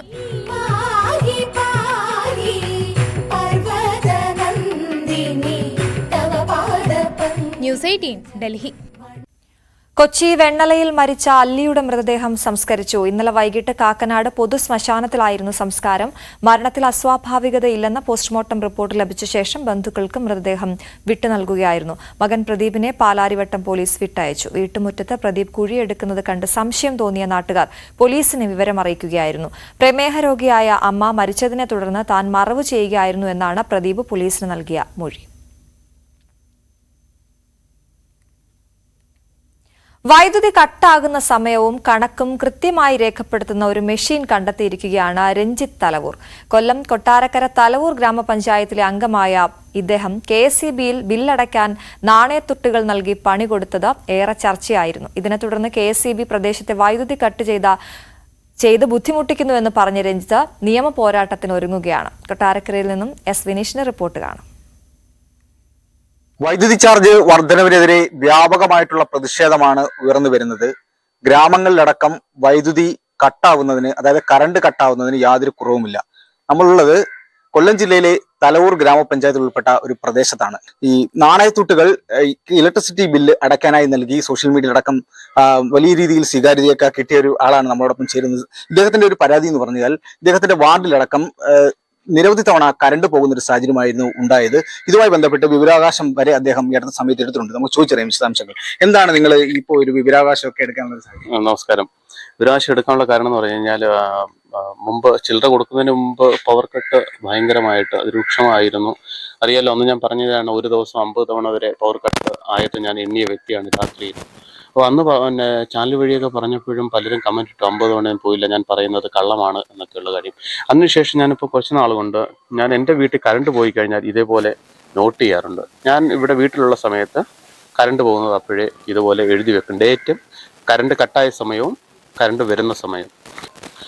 സെപ്റ്റംബർ 24-ാം തീയതി മുതൽ നവംബർ 24-ാം തീയതി വരെയുള്ള 2 മാസത്തെ ഈ തലവൂർ ഗ്രാമപഞ്ചായത്ത് ചുണ്ടമല ട്രാൻസ്ഫോമറിന്റെ കീഴിലെ വൈദ്യുതി കട്ടാവുന്നതിന്റെ ഡീറ്റെയിൽ ചോദിച്ചുകൊണ്ട്, അപ്പം ഈ 2 മാസത്തെ കാലയളവിൽ ഏതൊക്കെ ദിവസങ്ങളിൽ ഏതൊക്കെ സമയങ്ങളിൽ എത്ര സമയം വൈദ്യുതി വിതരണം നിലച്ചിട്ടുണ്ടോ എന്ന് പറഞ്ഞിട്ട് ഇങ്ങനെ ഒരു വിവരാവകാശം KSEB ഓഫീസിൽ കൊടുക്കുക, പട്ടാഴി ഓഫീസിൽ. അപ്പം അതിൽ പ്രകാരം എനിക്ക് ഇന്നലെ ഇതിന് മറുപടി കിട്ടി. KSEB ഓഫീസിൽ നിന്നും കിട്ടിയ മറുപടിയാണ് ഇത്. അപ്പോൾ ഞാൻ ഈ മറുപടിയും ഇതിൽ ഫുള്ള് ഡീറ്റെയിൽ കണ്ടില്ലേ എഴുതിയിട്ടുണ്ട്. അതിൻ്റെ ഇപ്പോൾ ബാക്കിൽ ഉണ്ട്. അപ്പോൾ ഇതും ഞാൻ ഈ നോട്ട് ചെയ്തതുമായിട്ട് നോക്കി. അപ്പോൾ എനിക്കറിയാമല്ലോ, കൃത്യമായിട്ട് ഞാൻ നോട്ട് ചെയ്ത് വെച്ചിരിക്കുന്നതാണ് ഈ കറണ്ട് കട്ടായിരിക്കുന്നത്. അപ്പം ഇവർ തന്നിരിക്കുന്നത് 100-ൽ 10% പോലും കട്ടായത് ഇവർ തന്നിട്ടില്ല. ഇത് നോക്ക് എത്ര തവണയാണ് കട്ടായിരിക്കുന്നത്. ഇതിനൊരു എക്സാമ്പിൾ പറഞ്ഞു കഴിഞ്ഞാൽ 3/11/2024 ഞായറാഴ്ചയായിരുന്നു. അന്ന് കുറച്ച് കൂടുതൽ സമയം വീട്ടിലുണ്ടായിരുന്നു ഞാൻ. ആ സമയത്ത് 15 തവണ കട്ട് ചെയ്താണ് ഈ നോട്ട് ചെയ്തിരുന്നത്. അത് 15 അല്ല, അന്ന് 25 തവണ കൂടുതൽ കട്ടായിട്ടുണ്ട്. പക്ഷേ പകൽ സമയം, പകലും രാത്രി എല്ലാം കൂടെ ആയിരുന്നു മൊത്തത്തിൽ. പക്ഷേ ഞാൻ ഇവിടെ നോട്ട് ചെയ്തത് 15 സമയം തന്നെയാണ്. അതേ സ്ഥാനത്ത് ഇവര് വിവരാവകാശത്തിൽ തന്നിരിക്കുന്നുണ്ടോ 3/11/2024 17:18 മുതൽ 17:37 വരെ എന്ന് വെച്ചാൽ വൈകുന്നേരം 5:18 മുതൽ വൈകുന്നേരം 5:30 മാറ്റം അല്ലെങ്കിൽ ജനങ്ങളെ ദ്രോഹിക്കുന്ന, വനത്തോട് ചേർന്നുള്ള ആളുകളെ ദ്രോഹിക്കുന്ന തരത്തിലുള്ള ഭേദഗതി ഉണ്ടോ ഇതിൽ? ആദ്യമേ നമ്മളിതിനെ കാണേണ്ടത് മലയോര മേഖലയിൽ താമസിക്കുന്ന കർഷക സമൂഹത്തെ കാര്യങ്ങൾ തെറ്റിദ്ധരിപ്പിച്ചുകൊണ്ട് രാഷ്ട്രീയ ലക്ഷ്യത്തോടുകൂടി പ്രവർത്തിക്കുന്ന ചില സംഘടനകളുണ്ട്. അവർ വസ്തുതാപരമായി കാര്യങ്ങൾ പരിശോധിച്ചാൽ ഈ ഉത്കണ്ഠക്കും അതുമായി ബന്ധപ്പെട്ട പ്രക്ഷോഭങ്ങൾക്കും വലിയ അടിസ്ഥാനമൊന്നുമില്ല എന്ന് മനസ്സിലാക്കാൻ കഴിയും. എന്നിരുന്നാലും സർക്കാർ ഏത് നിയമനിർമ്മാണമായി മുന്നോട്ട് പോകുമ്പോഴും ജനങ്ങളുടെ ഉത്കണ്ഠകൾ പരിശോധിച്ച് അത് ന്യായമായ ഉത്കണ്ഠയാണെങ്കിൽ അതിന് പരിഹാരം കണ്ടുകൊണ്ട് മുന്നോട്ട് പോകുന്ന ഒരു നിലപാടാണ് ഈ കാര്യത്തിൽ സ്വീകരിക്കുക. ഏതെങ്കിലും വ്യക്തികൾക്കോ സംഘടനകൾക്കോ ഈ ഭേദഗതി ബില്ലിൽ ആവശ്യമായ മാറ്റങ്ങൾ നിയമപരമായ രീതിയിൽ ഉന്നയിക്കാനുണ്ടെങ്കിൽ തീർച്ചയായും അതുമായി ആരുമായും ചർച്ച ചെയ്യാൻ സർക്കാർ തയ്യാറാണ്. അതാണ് ആദ്യമേ എനിക്ക് വ്യക്തമാക്കാൻ. അത് അടിച്ചേൽപ്പിക്കാനുള്ളൊരു നയം സർക്കാരിൻ്റെ ഭാഗത്തുനിന്നില്ല. ഏത് നിയമവും ദൗർഭാഗ്യകരമെന്ന് പറയട്ടെ, ഈ ഭേദഗതി നിയമം അതിന് ചർച്ച തുടക്കം കുറിച്ചത് ഇന്നും ഇന്നലെയുമല്ല. 2019 കേരള വനനിയമത്തിൽ മാറ്റം വരുത്തുന്നതിന് വേണ്ടിയുള്ള ഭേദഗതി ബില്ല് അവതരിപ്പിക്കുകയുണ്ടായി. എന്നാൽ ആ ബില്ലുമായി അന്നത്തെ രാഷ്ട്രീയ സാഹചര്യത്തിൽ മുന്നോട്ട് പോകാൻ കഴിയാത്ത ഒരു സാഹചര്യമുണ്ട്. അത് പാസ്സാക്കാൻ കഴിഞ്ഞില്ല. ഈ സാഹചര്യത്തിലാണ് കേരള മന്ത്രിസഭ ഇത്തരത്തിലുള്ള ഒരു കരട് ബില്ലിന് രൂപം നൽകിയത്. അപ്പോൾ ആദ്യം നമ്മൾ മനസ്സിലാക്കി ഇതൊരു കരട് ബില്ലാണ്, ഫൈനൽ അല്ല എന്നുള്ളതാണ്. ഇതിലെ ഒരു വരിയും അന്തിമമല്ല, ഒരു വാക്കും അന്തിമമല്ല. അപ്പോൾ എന്താണ് പിന്നെ ചെയ്യുക? ഗസറ്റിൽ പ്രസിദ്ധീകരിച്ചത് എന്തിനാണ്? ഞങ്ങൾ ഈ കരട് ബിൽ ഗസറ്റിൽ പ്രസിദ്ധീകരിച്ചു. എന്തിനാണ്? ഗസറ്റിൽ പ്രസിദ്ധീകരിക്കുന്നതോടുകൂടി ഇത് പബ്ലിക് പ്രോപ്പർട്ടിയായി മാറി. അപ്പോൾ ആർക്കും ഇത് വായിക്കുകയും വിമർശിക്കുകയും അനുകൂലിക്കുകയും എല്ലാം ചെയ്യാനുള്ള അവസരമാണിത് പബ്ലിക്കിന്, പൊതുസമൂഹത്തിന്. അത് ഇപ്പം ഞാൻ നേരത്തെ വ്യക്തമാക്കി, അത്തരത്തിൽ ഏതെങ്കിലും സംഘടനകൾക്ക്, ചെറുതോ വലുതോ ആവട്ടെ, വ്യക്തികൾക്ക് അവർക്കുള്ള ആശങ്ക പങ്കുവച്ചാൽ, രേഖാമൂലം പങ്കുവച്ചാൽ തീർച്ചയായും അതുമായി ബന്ധപ്പെട്ട ചർച്ചകൾക്ക് സർക്കാർ ഒരുക്കമാണെന്ന് ഞാൻ ആവർത്തിക്കുന്നു. ഇവിടെ നടക്കാൻ പോകുന്നത് എന്താണ്? ഇത് നിയമസഭയിൽ അവതരിപ്പിക്കും. അവതരിപ്പിച്ച് അന്ന് തന്നെ പാസ്സാക്കിയല്ല, കേന്ദ്രത്തിൽ ബില്ല് പാസ്സാക്കുന്ന പോലെയല്ല. ആ ബില്ല് നിയമസഭയുടെ സബ്ജക്ട്സ് കമ്മിറ്റിക്കാണ് അയക്കുക. ആ സബ്ജക്ട്സ് കമ്മിറ്റിയാണ് ആ ബില്ലിലെ വ്യവസ്ഥകൾ പരിശോധിച്ച് സബ്ജക്ട്സ് കമ്മിറ്റിയുടെ ശുപാർശയുടെ അടിസ്ഥാനത്തിലുള്ള ബില്ലാണ് വീണ്ടും നിയമസഭയിലേക്ക് വരുന്നത്. ആ ഘട്ടത്തിലും ഗവൺമെൻറ്റിന് ഔദ്യോഗിക ഭേദഗതി അവതരിപ്പിക്കാനുള്ള അവസരമുണ്ട്. എല്ലാ മെമ്പർമാർക്കും ഭേദഗതികൾ അവതരിപ്പിച്ച് സംസാരിക്കാൻ, ചർച്ചയിൽ പങ്കെടുക്കാൻ അവസരമുണ്ട്. ഇത്രയും വിപുലമായ ചർച്ചാ സാധ്യതയുണ്ട്. അതിനു പുറമെ ഗവൺമെൻറ് ആരുമായും ചർച്ച ചെയ്യാൻ തയ്യാറാണ് എന്നൊരു സാഹചര്യത്തെ നിലനിൽക്കുമ്പോൾ അതിലൂടെയാണ് പരിഹാരം കാണാനാണ് ആദ്യം ശ്രമിക്കേണ്ടത് എന്നാണ് വിനീതമായി എനിക്ക് ഈ രംഗത്ത് പ്രതിഷേധവുമായോ വിമർശനവുമായോ സമരമായോ മുന്നോട്ട് വരുന്നവരോട് അഭ്യർത്ഥിക്കാനുള്ളത്. എന്താണ് മാറ്റം? എവിടെയാണ് തെറ്റ്? എവിടെയാണ് എതിർപ്പ്? പ്രധാനമായും എതിർപ്പ് എന്ന ഭാഷയിൽ അത്തരം എതിർപ്പുള്ളവർ ഉന്നയിക്കുന്ന ഒരു പ്രശ്നം, ഫോറസ്റ്റ് ഉദ്യോഗസ്ഥന്മാർക്ക് കൂടുതൽ അധികാരം നൽകിയിരിക്കുന്നു. പുതിയ നിയമം, ഇപ്പോഴത്തെ ഈ നിയമം അനുസരിച്ചാണെങ്കിൽ ആർക്ക് വേണം, ബീറ്റ് ഫോറസ്റ്റ് ഓഫീസർമാർക്ക് അധികാരം കൊടുത്തിരിക്കുന്നു. മന്ത്രി എ കെ ശശീന്ദ്രൻ ന്യൂസ് 18നോട് സംസാരിക്കുകയാണ്. വന്യമൃഗാക്രമണവുമായി ബന്ധപ്പെട്ട ബില്ലിനെ കുറിച്ചാണ് അദ്ദേഹം സംസാരിച്ചുകൊണ്ടിരിക്കുന്നത്. അതിന്റെ പൂർണ്ണരൂപം വരും മണിക്കൂറിൽ പ്രേക്ഷകരിലേക്ക് എത്തിക്കാം. മറ്റു വാർത്തകളിലേക്ക് പോവുകയാണ്. മിൽമ മലപ്പുറം ഡയറി പാൽപ്പൊടി നിർമ്മാണ ഫാക്ടറി ഉദ്ഘാടനം ഈ മാസം 24-ന് മുഖ്യമന്ത്രി നിർവഹിക്കും. കേരളത്തിലെ ഏറ്റവും വലിയ ഫാക്ടറിയാണ് മിൽമയുടെ മൂർക്കനാട്ടേത്. 131.3 കോടി രൂപ ചെലവിട്ടാണ് നിർമ്മാണം പൂർത്തിയാക്കിയ ഇവിടെ 10 മെട്രിക് ടൺ ഉൽപാദന ശേഷിയാണ് ഉള്ളത്. കോവിഡ് കാലത്ത് പാൽ അധികം വന്നപ്പോൾ പാൽപ്പൊടിയാക്കാൻ തമിഴ്നാട് വിസമ്മതിച്ചത് മിൽമയെ പ്രതിസന്ധിയിലാക്കിയിരുന്നു. പാൽപ്പൊടി നിർമ്മാണ ഫാക്ടറിയുടെ ആവശ്യകത ബോധ്യപ്പെട്ട സാഹചര്യമായിരുന്നു അത്. ഇന്നിപ്പോൾ കേരളത്തിലെ തന്നെ ഏറ്റവും വലിയ അത്യാധുനിക സാങ്കേതിക വിദ്യയോടുകൂടിയ പാൽപ്പൊടി ഫാക്ടറിയാണ് മൂർക്കനാട് യാഥാർത്ഥ്യമാകുന്നത്. പ്രതിദിനം 1 ലക്ഷം ലിറ്റർ പാൽ പൊടിയാക്കി മാറ്റാനാകും. ഇതിനു പുറമെ മൂല്യവർദ്ധിത ഉൽപ്പന്നങ്ങളും ഇവിടെ നിർമ്മിക്കും. ക്ഷീരമേഖലയിൽ കേരളത്തിലെ സ്വകാര്യ പൊതു സഹകരണ രംഗത്ത് നിർമ്മാണം പൂർത്തിയാക്കിയ ഏറ്റവും വലിയ പദ്ധതിയാണിത്. ലോകത്തിലെ പ്രമുഖരായ ടെട്രാപാക്ക് കമ്പനിയാണ് ഫാക്ടറിയുടെ നിർമ്മാണം പൂർത്തിയാക്കിയത്. 131.3 കോടി രൂപയിൽ 15 കോടി രൂപ സംസ്ഥാന ക്ഷീരവികസന വകുപ്പിന്റെ വിഹിതമാണ്. 32.72 കോടി രൂപ അടിസ്ഥാന സൗകര്യ വികസന ഫണ്ടിൽ നിന്നും ബാക്കി മിൽമ മലബാർ മേഖലാ യൂണിറ്റിന്റെ വിഹിതവുമാണ്. ഇത് പാൽപ്പൊടി മാത്രമാക്കി സർപ്ലസ് മാനേജ് ചെയ്ത് പോയാൽ ഇത്രയും ഇൻവെസ്റ്റ്മെന്റിൽ നമുക്ക് റിട്ടേൺ ഉണ്ടാവില്ല. അങ്ങനെയാണ് ഡയറി വൈറ്റ്നർ കൂടെ നമ്മൾ പലരും അറിയല്ലോ, നമ്മൾ ഉപയോഗിക്കുന്ന ചായയ്ക്ക് ഉപയോഗിക്കുന്ന ആ പൊടി, ആ ഡയറി വൈറ്റ്നർ കൂടെ നമുക്ക് ഉണ്ടാക്കുന്നതിന് പ്ലാന്റും ഇതിൻ്റെ ഭാഗമായി ചേർത്തു. അതോടൊപ്പം തന്നെ അതിൻ്റെ കപ്പാസിറ്റി എന്ന് പറയുന്നത് 1 ലക്ഷം ലിറ്റർ ഒരു ദിവസം പാൽ പൊടിയാക്കാൻ പറ്റാവുന്ന കപ്പാസിറ്റിയാണ് ഇവിടെ വെച്ചിട്ടുള്ളത്. 10 ടണ്ണ് നമുക്ക് പൊടിയാക്കാനായിട്ട് കഴിയും. മിൽമ മലപ്പുറം ഡയറിയുടെയും പാൽപ്പൊടി നിർമ്മാണ ഫാക്ടറിയുടെ ഉദ്ഘാടനം ഡിസംബർ 24 വൈകിട്ട് 4 മുഖ്യമന്ത്രി പിണറായി വിജയനാണ് നിർവഹിക്കുന്നത്. മൂർക്കനാട്ടെ മിൽമ ഡയറി ക്യാമ്പസിൽ നടക്കുന്ന ചടങ്ങിൽ മന്ത്രി ജെ ചിഞ്ചുറാണി അധ്യക്ഷത വഹിക്കും. മിൽമ ഡയറി വൈറ്റ്നറിന്റെ വിപണനോദ്ഘാടനം മന്ത്രി KN ബാലഗോപാലൻ നിർവഹിക്കും. പ്രതിപക്ഷ നേതാവ് VD സതീശൻ മുഖ്യാതിഥിയായി പങ്കെടുക്കും. പദ്ധതികളുടെ തുടക്കകാലത്ത് ക്ഷീരവികസന വകുപ്പ് മന്ത്രിയായിരുന്ന K രാജുവിനെ മന്ത്രി ബാലഗോപാലും അന്നത്തെ മിൽമ ചെയർമാനായിരുന്ന PT ഗോപാലകുറുപ്പിനെ പ്രതിപക്ഷ നേതാവ് VD സതീശനും ആദരിക്കും. ന്യൂസ് 18 മലപ്പുറം. മലപ്പുറം തിരൂർ കൂട്ടായിയിൽ ജനവാസ മേഖലയിൽ പുലിയെന്ന് സംശയം. വളർത്തുമൃഗത്തെ പുലി കടിച്ചു കൊന്നതായി പരാതി. വനം വകുപ്പ് ഉദ്യോഗസ്ഥരെത്തി പരിശോധന നടത്തി. തിരൂർ കൂട്ടായിയിലാണ് ആടിനെ പുലി കടിച്ചു കൊന്നതായി പരാതിയുള്ളത്.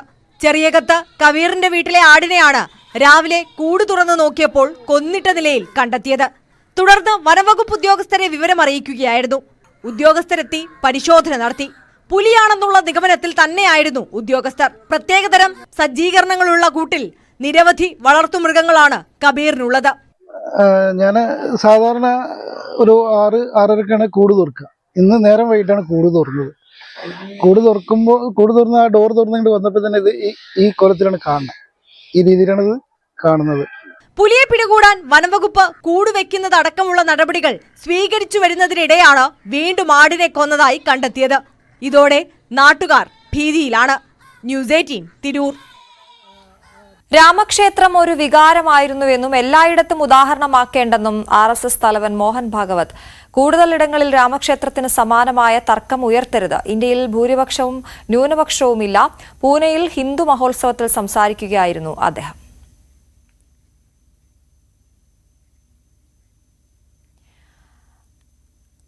പൂനെയിലാണ് അദ്ദേഹത്തിന്റെ ഈ വാക്കുകൾ. ഇതാദ്യമായല്ല മോഹൻ ഭാഗവത് ഇത്തരത്തിൽ സംസാരിക്കുന്നത് എന്നുള്ളതാണ് നമ്മൾ കാണേണ്ടത്. ഇപ്പോൾ അദ്ദേഹം പറഞ്ഞിരിക്കുന്നതനുസരിച്ച് രാമക്ഷേത്രം ഒരു വികാരമായിരുന്നുവെന്നും എല്ലായിടത്തും രാമക്ഷേത്രത്തെ ഉദാഹരണമാക്കേണ്ട എന്നുമാണ് പറഞ്ഞിരിക്കുന്നത്. കൂടുതലിടങ്ങളിൽ രാമക്ഷേത്രത്തിന് സമാനമായ തർക്കം ഉയർത്തരുത് എന്നും അദ്ദേഹം ആവശ്യപ്പെടുകയാണ്. കിരൺ ബാബു വിവരങ്ങളുമായി ചേരുന്നു. കിരൺ, ഇതാദ്യമായല്ല മോഹൻ ഭാഗവത് ഇങ്ങനെ പറയുന്നത്. എല്ലാ പള്ളികളിലും ശിവലിംഗം തിരയേണ്ട എന്നതടക്കമുള്ള അദ്ദേഹത്തിന്റെ വാക്കുകൾ നേരത്തെ തന്നെ വാർത്തയിൽ ഇടം നേടിയതാണ്. ഇപ്പോൾ എന്തൊക്കെ കാര്യങ്ങളാണ് അദ്ദേഹം കൂടുതലായി പറയുന്നത്? അശ്വതി, സംഭാലടക്കം രാജ്യത്തിന്റെ വിവിധ ഭാഗങ്ങളിൽ മുസ്ലിം പള്ളികൾക്കുള്ളിൽ അത് പുരാതന ക്ഷേത്രങ്ങളായിരുന്നു, ക്ഷേത്രങ്ങൾ പൊളിച്ചു പണിഞ്ഞതാണ് എന്നുള്ള ആരോപണം ഉന്നയിച്ചുകൊണ്ടുള്ള പ്രക്ഷോഭങ്ങൾ അല്ലെങ്കിൽ ഹിന്ദു സംഘടനകളുടെ നേതൃത്വത്തിൽ സമരങ്ങളൊക്കെ നടക്കുന്നുണ്ട്. പലതും അക്രമത്തിലേക്കടക്കം നീങ്ങുന്ന സംഭവങ്ങളും ഉണ്ടായിട്ടുണ്ട്. ഈ വിഷയത്തിലാണ് RSS തലവന്റെ ഒരു പ്രസ്താവന വന്നിരിക്കുന്നത്. അദ്ദേഹം വളരെ വ്യക്തമായി തന്നെ പറയുകയാണ്, രാമക്ഷേത്രവും അയോധ്യയുമായി ബന്ധപ്പെട്ടത് ഇന്ത്യയിലെ ഹിന്ദു വിഭാഗത്തിന്റെ വൈകാരികമായ ഒരു വിഷയമായിരുന്നു. സമാന രീതിയിൽ മറ്റെവിടെയും ക്ഷേത്രങ്ങളുടെ അവശിഷ്ടങ്ങൾ മറ്റ് ആരാധനാലയങ്ങൾക്കിടയിൽ പരതേണ്ടതില്ല, അത്തരം സംഭവങ്ങളിലേക്ക് പോകേണ്ടതില്ല എന്നുള്ള ഒരു വ്യക്തമായ സന്ദേശം കൂടി നൽകുകയാണ് RSS തലവൻ മോഹൻ ഭാഗവത്. പല സ്ഥലങ്ങളിലും ഇതുമായി ബന്ധപ്പെട്ടുണ്ടായത് വലിയ സംഘർഷത്തിലേക്ക്, ഹിന്ദു മുസ്ലിം സംഘർഷത്തിലേക്കൊക്കെ നീങ്ങുകയും സംഭാലിലടക്കം അത് വെടിവെപ്പിലേക്കൊക്കെ നീങ്ങുകയും ഇപ്പോഴും അവിടെ സംഘർഷാവസ്ഥ തുടരുകയും ചെയ്യുകയാണ്. ഇന്ത്യയിലാകെ അത്തരം ഒരു സംഘർഷാവസ്ഥ നിലനിൽക്കുന്നത് അല്ലെങ്കിൽ അരക്ഷിത ബോധം നിലനിൽക്കുന്നത് രാജ്യത്തിനും കേന്ദ്ര സർക്കാരിനുമെതിരെയൊക്കെയുള്ള വലിയ വികാരമായി കൂടി വരുന്ന സാഹചര്യത്തിൽ കൂടിയാണ് ഇത്തരം സംഭവങ്ങളിലേക്ക് മുസ്ലിം പള്ളികൾക്കുള്ളിൽ ഹിന്ദു ആരാധനാ ക്ഷേത്രങ്ങളായിരുന്നു അല്ലെങ്കിൽ മുമ്പ് ഏതെങ്കിലും കാലത്തെ ക്ഷേത്രങ്ങളായിരുന്നു എന്നുള്ള വാദം ഉന്നയിച്ചുകൊണ്ട് കോടതിയിൽ പോവുകയും അല്ലെങ്കിൽ അത്തരം സമരങ്ങൾ ഉന്നയിക്കുകയും ചെയ്യുന്ന രീതി വേണ്ട എന്ന് പറയുന്നത് ഇന്ത്യയെ സംബന്ധിച്ച് ഇന്ത്യയിൽ എല്ലാ മതവിഭാഗങ്ങൾക്കും തുല്യമായി ജീവിക്കാൻ കഴിയുന്ന ഒരു നാടാണ് എന്നുള്ളതും അതാണ് ഇന്ത്യയുടെ സംസ്കാരമെന്നും തീവ്രവാദത്തെ മാത്രം എതിർക്കുക, എല്ലാ മതവിശ്വാസികൾക്കും ആ വിശ്വാസികൾക്ക് അവരുടെ വിശ്വാസമനുസരിച്ച് ജീവിക്കാൻ കഴിയുക എന്നുള്ളതാണ് ഇന്ത്യയുടെ സംസ്കാരം എന്നും മോഹൻ ഭാഗവത് പറയുന്നു. അതോടൊപ്പം തന്നെ ഇന്ത്യയിൽ ഭൂരിപക്ഷവും ന്യൂനപക്ഷമില്ല എന്നതുകൂടി അദ്ദേഹം പറഞ്ഞു വെക്കുന്നു. ഇന്ത്യയിലെ എല്ലാവരും ഒരു വിഭാഗം തന്നെയാണ്, അല്ലാതെ അതിൽ ഭൂരിപക്ഷവും ന്യൂനപക്ഷവുമില്ല. പ്രത്യേകമായി മുസ്ലിം ക്രിസ്ത്യൻ ന്യൂനപക്ഷങ്ങളെ കാണേണ്ടതില്ല എന്നതുകൂടിയാണ് ആ രണ്ട് പേരുകൾ പറയാതെ തന്നെ അദ്ദേഹം പറഞ്ഞു വെക്കുന്നത്. എന്തായാലും സമകാലികമായ സംഭവങ്ങൾ ഉത്തരേന്ത്യയിലെ പല സ്ഥലങ്ങളിൽ, ഉത്തർപ്രദേശിലടക്കം ഉണ്ടായിരുന്ന, രാജസ്ഥാനിലും മധ്യപ്രദേശിലും ഒക്കെ അടക്കം ഉണ്ടാകുന്ന ഇത്തരം സംഭവങ്ങളുടെ പശ്ചാത്തലത്തിൽ RSS തലവൻ മോഹൻ ഭാഗവതിന്റെ വാക്കുകൾക്ക് പ്രത്യേക പ്രാധാന്യമുണ്ട്. ശരി, ആർ കിരൺ ബാബു ആണ് വിശദവിവരങ്ങൾ നൽകിയത്. കുമളി ഷഫീഖ് വധശ്രമ കേസിൽ ശിക്ഷാവിധി ഇന്ന്. അച്ഛൻ ഷെരീഫും രണ്ടാനമ്മ അനീഷയുമാണ് കേസിലെ 1ഉം 2ഉം പ്രതികൾ. 11 വർഷങ്ങൾക്ക് ശേഷമാണ് ഇടുക്കി 1ാം ക്ലാസ് അഡീഷണൽ മജിസ്ട്രേറ്റ് കോടതി വിധി പറയുന്നത്. 2013 ജൂലൈ 15-നാണ് അതിക്രൂരമായ മർദ്ദനത്തെ തുടർന്ന് കുട്ടിയെ ആശുപത്രിയിൽ പ്രവേശിപ്പിച്ചത്. ക്രൂരമർദ്ദനം മൂലം തലക്കേറ്റ ക്ഷതം കാരണം ഷഫീഖിന്റെ മാനസിക വളർച്ചയെ സാരമായി ബാധിച്ചു. വിവരങ്ങളുമായി PA സാഗറാണ് ചേരുന്നത്. സാഗർ, 11 വർഷത്തിന് ശേഷം ഇന്ന് ശിക്ഷാവിധി വരികയാണ്.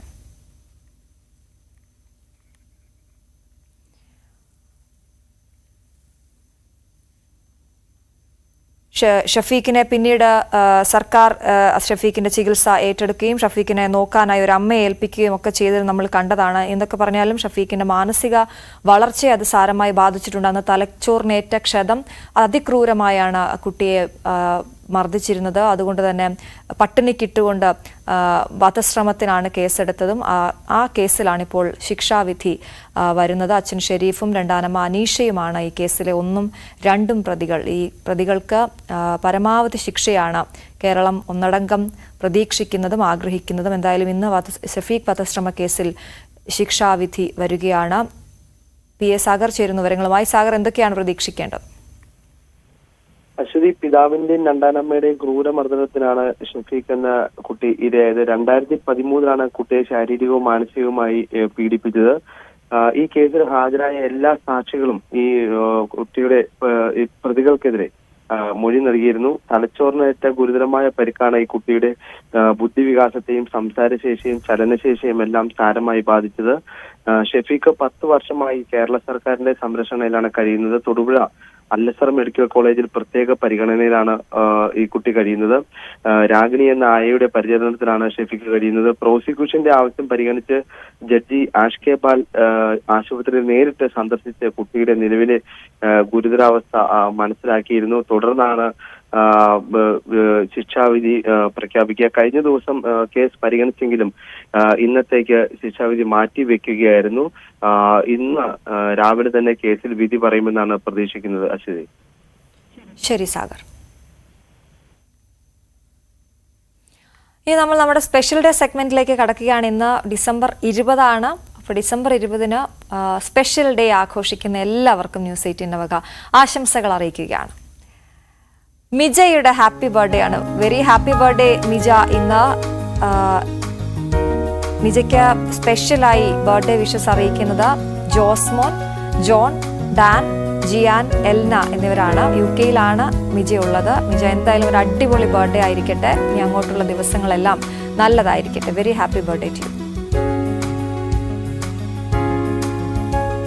അപ്പോൾ ഇതുപോലെ നിങ്ങളുടെ വിശേഷ അവസരങ്ങൾ ഞങ്ങളെ അറിയിക്കാം. ആ സന്തോഷ ദിനത്തിൽ ന്യൂസ് 18 സ്ക്രീനിൽ നിങ്ങൾക്കും എത്താം. അതിനായി ഞങ്ങൾക്ക് വാട്സാപ്പ് ചെയ്യുക.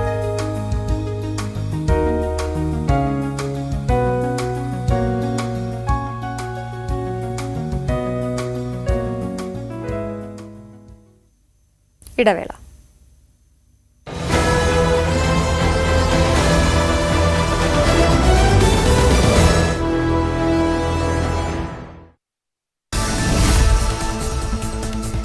അമിത്ഷായുടെ അംബേദ്കർ പ്രസ്താവനയെ ചൊല്ലി പാർലമെന്റ് വളപ്പിൽ നാടകീയ രംഗങ്ങൾ. നേർക്കുനേർ നിന്ന് മുദ്രാവാക്യം വിളിച്ച് ഭരണ പ്രതിപക്ഷാംഗങ്ങൾ. കേന്ദ്ര ആഭ്യന്തരമന്ത്രി അമിത്ഷാ മാപ്പ് പറയണമെന്ന ആവശ്യമുയർത്തി പ്രതിപക്ഷം. അതേസമയം അമിത്ഷായുടെ വാക്കുകൾ വളച്ചൊടിച്ച് പ്രതിപക്ഷം അംബേദ്കറിനെ അപമാനിക്കുന്നുവെന്ന് BJP. ബഹളത്തെ തുടർന്ന് ലോക്സഭയും രാജ്യസഭയും ഇന്നത്തേക്ക് പിരിഞ്ഞു. രാഹുൽ ഗാന്ധിക്കെതിരെ കേസെടുത്തു. പാർലമെന്റ് വളപ്പിലെ സംഘർഷത്തിലാണ് കേസെടുത്തത് BJP MP നൽകിയ പരാതിയിൽ. നിയമോപദേശം തേടിയ ശേഷമാണ് നടപടിയെന്ന് പോലീസ്. അദാനിക്കെതിരെ അമേരിക്കയിൽ കേസ് വന്നത് മൂലമാണ് പാർലമെന്റിൽ പ്രശ്നങ്ങൾ തുടങ്ങുന്നതെന്ന് രാഹുൽ ഗാന്ധി. BJP ഈ വിഷയത്തിൽ പാർലമെന്റിൽ ചർച്ച ആഗ്രഹിക്കുന്നില്ല. പ്രധാനമന്ത്രി അദാനിക്ക് രാജ്യത്തെ വിൽക്കുകയാണ്. പാർലമെന്റിനെയും ജനങ്ങളെയും തെറ്റിദ്ധരിപ്പിക്കാനാണ് മോദിയുടെ ശ്രമം. അംബേദ്കർ വിഷയത്തിൽ നിന്ന് ശ്രദ്ധ തിരിക്കാനാണ് ഇന്ന് സഭയിൽ പ്രശ്നമുണ്ടാക്കിയതെന്നും BJP നേതാക്കൾ വടികളുമായാണ് പാർലമെന്റിൽ എത്തിയതെന്നും രാഹുൽ. ലോക്സഭാ പ്രതിപക്ഷ നേതാവ് രാഹുൽ ഗാന്ധി തള്ളിയിട്ടതായി BJP MP പ്രതാപ് ചന്ദ്ര സാരംഗി ഗോവണിപ്പടിക്ക് സമീപം നിൽക്കുകയായിരുന്നു. രാഹുൽ ഗാന്ധി വന്ന് ഒരു MPയെ തള്ളിയിട്ടുവെന്നും തന്റെ മേൽ വീണുവെന്നും സാരംഗി. രാഹുലിന്റെ പ്രവൃത്തി താനും വീഴാൻ ഇടയാക്കിയെന്നും BJP MP. BJP MPമാർ പാർലമെന്റ് കവാടത്തിന് സമീപം വഴി തടഞ്ഞെന്ന് രാഹുൽ ഗാന്ധി. തന്നെ തള്ളിയിടുകയും ഭീഷണിപ്പെടുത്തുകയും തടയാൻ ശ്രമിക്കുകയും ചെയ്തു. പാർലമെന്റിനുള്ളിൽ കയറുന്നത് തന്റെ അവകാശമാണെന്നും രാഹുൽ. കേന്ദ്ര ആഭ്യന്തരമന്ത്രി അമിത്ഷായുടെ അംബേദ്കർ വിരുദ്ധ പരാമർശത്തിനെതിരെ രാജ്യവ്യാപക പ്രതിഷേധം നടന്നു. സംസ്ഥാനത്ത് KPCCയുടെ നേതൃത്വത്തിൽ പ്രതിഷേധം. DCCകളുടെ നേതൃത്വത്തിൽ ജില്ലാ കേന്ദ്രങ്ങളിൽ അമിത്ഷായുടെ കോലം കത്തിച്ചു പ്രതിഷേധം. അംബേദ്കറുടെ സംഭാവനകൾ മായ്ച്ചു കളഞ്ഞ ചരിത്രം വളച്ചൊടിക്കാനാണ് BJP ശ്രമിക്കുന്നതെന്നാണ് കോൺഗ്രസ് ആരോപണം. ഡോക്ടർ BR അംബേദ്കറെ അമിത്ഷാ അധിക്ഷേപിച്ചതിലൂടെ BJPയുടെ ഇരട്ട മുഖം വ്യക്തമായെന്ന മന്ത്രി OR കേളു. അമിത്ഷായിലൂടെ പുറത്തുവന്നത് ഭരണഘടനയോടും അംബേദ്കറോടും സംഘപരിവാർ പുലർത്തിവരുന്ന അസഹിഷ്ണുത. രാജ്യത്തിന്റെ ഭരണഘടനാ മൂല്യങ്ങൾ സംരക്ഷിക്കാനുള്ള പോരാട്ടത്തിൽ മതനിരപേക്ഷ ജനാധിപത്യ ശക്തികൾ ഒന്നിച്ചണിനിരക്കണമെന്നും OR കേളു. പൂരപ്രേമികൾക്ക് ആശ്വാസം. 2012 ചട്ടം പാലിച്ച് ആന എഴുന്നള്ളത്ത് നടത്താമെന്ന് സുപ്രീം കോടതി. കടുത്ത നിയന്ത്രണങ്ങൾ ഏർപ്പെടുത്തിയ ഹൈക്കോടതി ഉത്തരവിന് സ്റ്റേ. ആന എഴുന്നള്ളത്തിലെ സുപ്രീം കോടതി വിധി പൂരപ്രേമികളുടെ വിജയമെന്ന് തിരുവമ്പാടി ദേവസ്വം സെക്രട്ടറി ഗിരീഷ് കുമാർ. ഉത്സവങ്ങളും വേലകളും പൂരവും നന്നായി നടത്താൻ സാധിക്കണം. ജനങ്ങളുടെ ആവശ്യം സുപ്രീം കോടതി മനസ്സിലാക്കിയെന്നും ഗിരീഷ് കുമാർ. അനുഷ്ഠാനങ്ങൾ നിലനിർത്താൻ ബില്ല് വേണമെന്ന് പാറമേക്കാവ് ദേവസ്വം സെക്രട്ടറി രാജേഷ്. ആന എഴുന്നള്ളിപ്പിൽ നിയമനിർമ്മാണം വേണം. പൂരം ഇന്നിത് സംഭവിക്കും.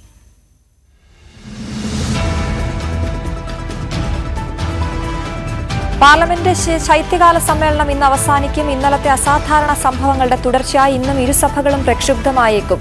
BJPയുടെ പരാതിയിൽ പ്രതിപക്ഷ നേതാവ് രാഹുൽ ഗാന്ധിക്കെതിരെ FIR ഇട്ട സാഹചര്യത്തിൽ പ്രതിപക്ഷം പ്രതിഷേധം കടുപ്പിക്കും.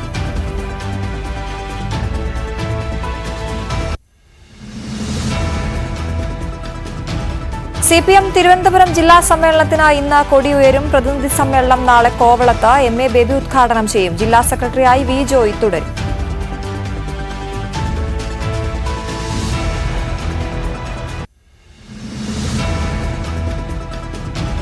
തൊണ്ടി മുതൽ തിരിമറി കേസിന്റെ വിചാരണ തീയതി ഇന്ന് തീരുമാനിച്ചേക്കും. സുപ്രീം കോടതിയുടെ നിർദ്ദേശപ്രകാരം കേസിലെ രണ്ടാം പ്രതിയായ മുൻ മന്ത്രി ആന്റണി രാജു ഇന്ന് വിചാരണ കോടതിയിൽ ഹാജരാകും. നെടുമങ്ങാട് 1ാം ക്ലാസ് മജിസ്ട്രേറ്റ് കോടതിയിലാണ് നടപടികൾ.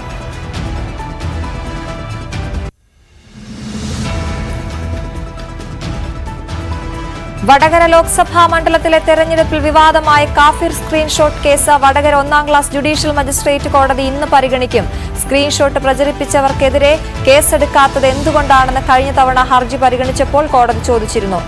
ഇടത് സൈബർ ഗ്രൂപ്പ് അംഗങ്ങളായ റിബേഷ, മനീഷ്, അമൽ റാം, വഹാബ് എന്നിവർ സ്ക്രീൻഷോട്ട് പ്രചരിപ്പിച്ചതായി പോലീസ് റിപ്പോർട്ട് ചെയ്തിരുന്നു. കാഫിർ സ്ക്രീൻഷോട്ട് കേസിലെ case ഡയറിയും police ഹാജരാക്കിയിരുന്നു.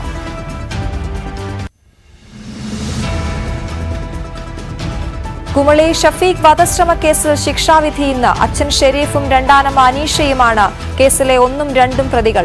Idukki 1ാം class additional magistrate കോടതി വിധി പറയുന്നത് 11 വർഷങ്ങൾക്ക് ശേഷം. ക്രൂരമർദ്ദനത്തെ തുടർന്ന് കുട്ടിയെ ആശുപത്രിയിൽ പ്രവേശിപ്പിച്ചത് 2013 ജൂലൈ 15-ന്.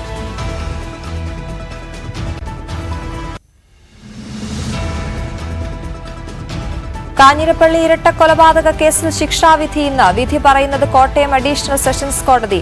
പ്രതി ജോർജ് കുര്യൻ കുറ്റക്കാരനെന്ന് കോടതി. സംഭവം 2022-ൽ ജോർജ് വെടിവെച്ച് കൊന്നത് സഹോദരനെയും മാതൃ സഹോദരനെയും.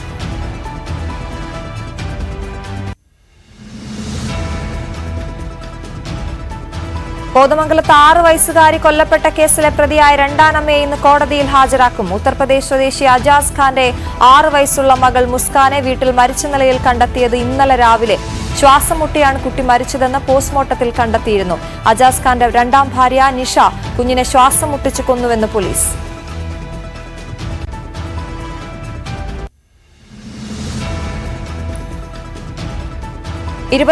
ാമത് രാജ്യാന്തര ചലച്ചിത്രോത്സവത്തിന് ഇന്ന് തിരുവനന്തപുരത്ത് സമാപനം. അവസാന ദിനത്തിൽ പ്രേക്ഷകരെ കാത്തിരിക്കുന്നത് 11 ചിത്രങ്ങൾ. സുവർണ ചകോരം നേടുന്ന ചിത്രത്തിന്റെ പ്രദർശനം ഇന്ന് നിശാഗന്ധിയിൽ. മറ്റ് അവാർഡുകൾ കരസ്ഥമാക്കുന്ന ചിത്രങ്ങളും ഇന്ന് അറിയാം. സമാപന സമ്മേളനം വൈകിട്ട് മുഖ്യമന്ത്രി പിണറായി വിജയൻ ഉദ്ഘാടനം ചെയ്യും.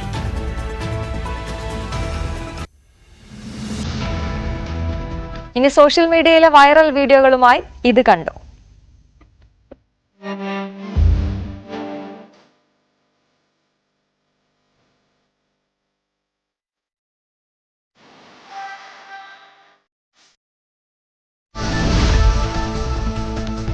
അമിത്ഷായുടെ അംബേദ്കർ പ്രസ്താവനയെ ചൊല്ലി പാർലമെന്റ് വളപ്പിൽ നാടകീയ രംഗങ്ങൾ. നേർക്കുനേർ നിന്ന് മുദ്രാവാക്യം വിളിച്ച് ഭരണ പ്രതിപക്ഷാംഗങ്ങൾ. കേന്ദ്ര ആഭ്യന്തരമന്ത്രി അമിത്ഷാ മാപ്പ് പറയണമെന്ന ആവശ്യമുയർത്തി പ്രതിപക്ഷം. അതേസമയം അമിത്ഷായുടെ വാക്കുകൾ വളച്ചൊടിച്ച് പ്രതിപക്ഷം അംബേദ്കറിനെ അപമാനിക്കുന്നുവെന്ന് BJP. ബഹളത്തെ തുടർന്ന് ലോക്സഭയും രാജ്യസഭയും ഇന്ന്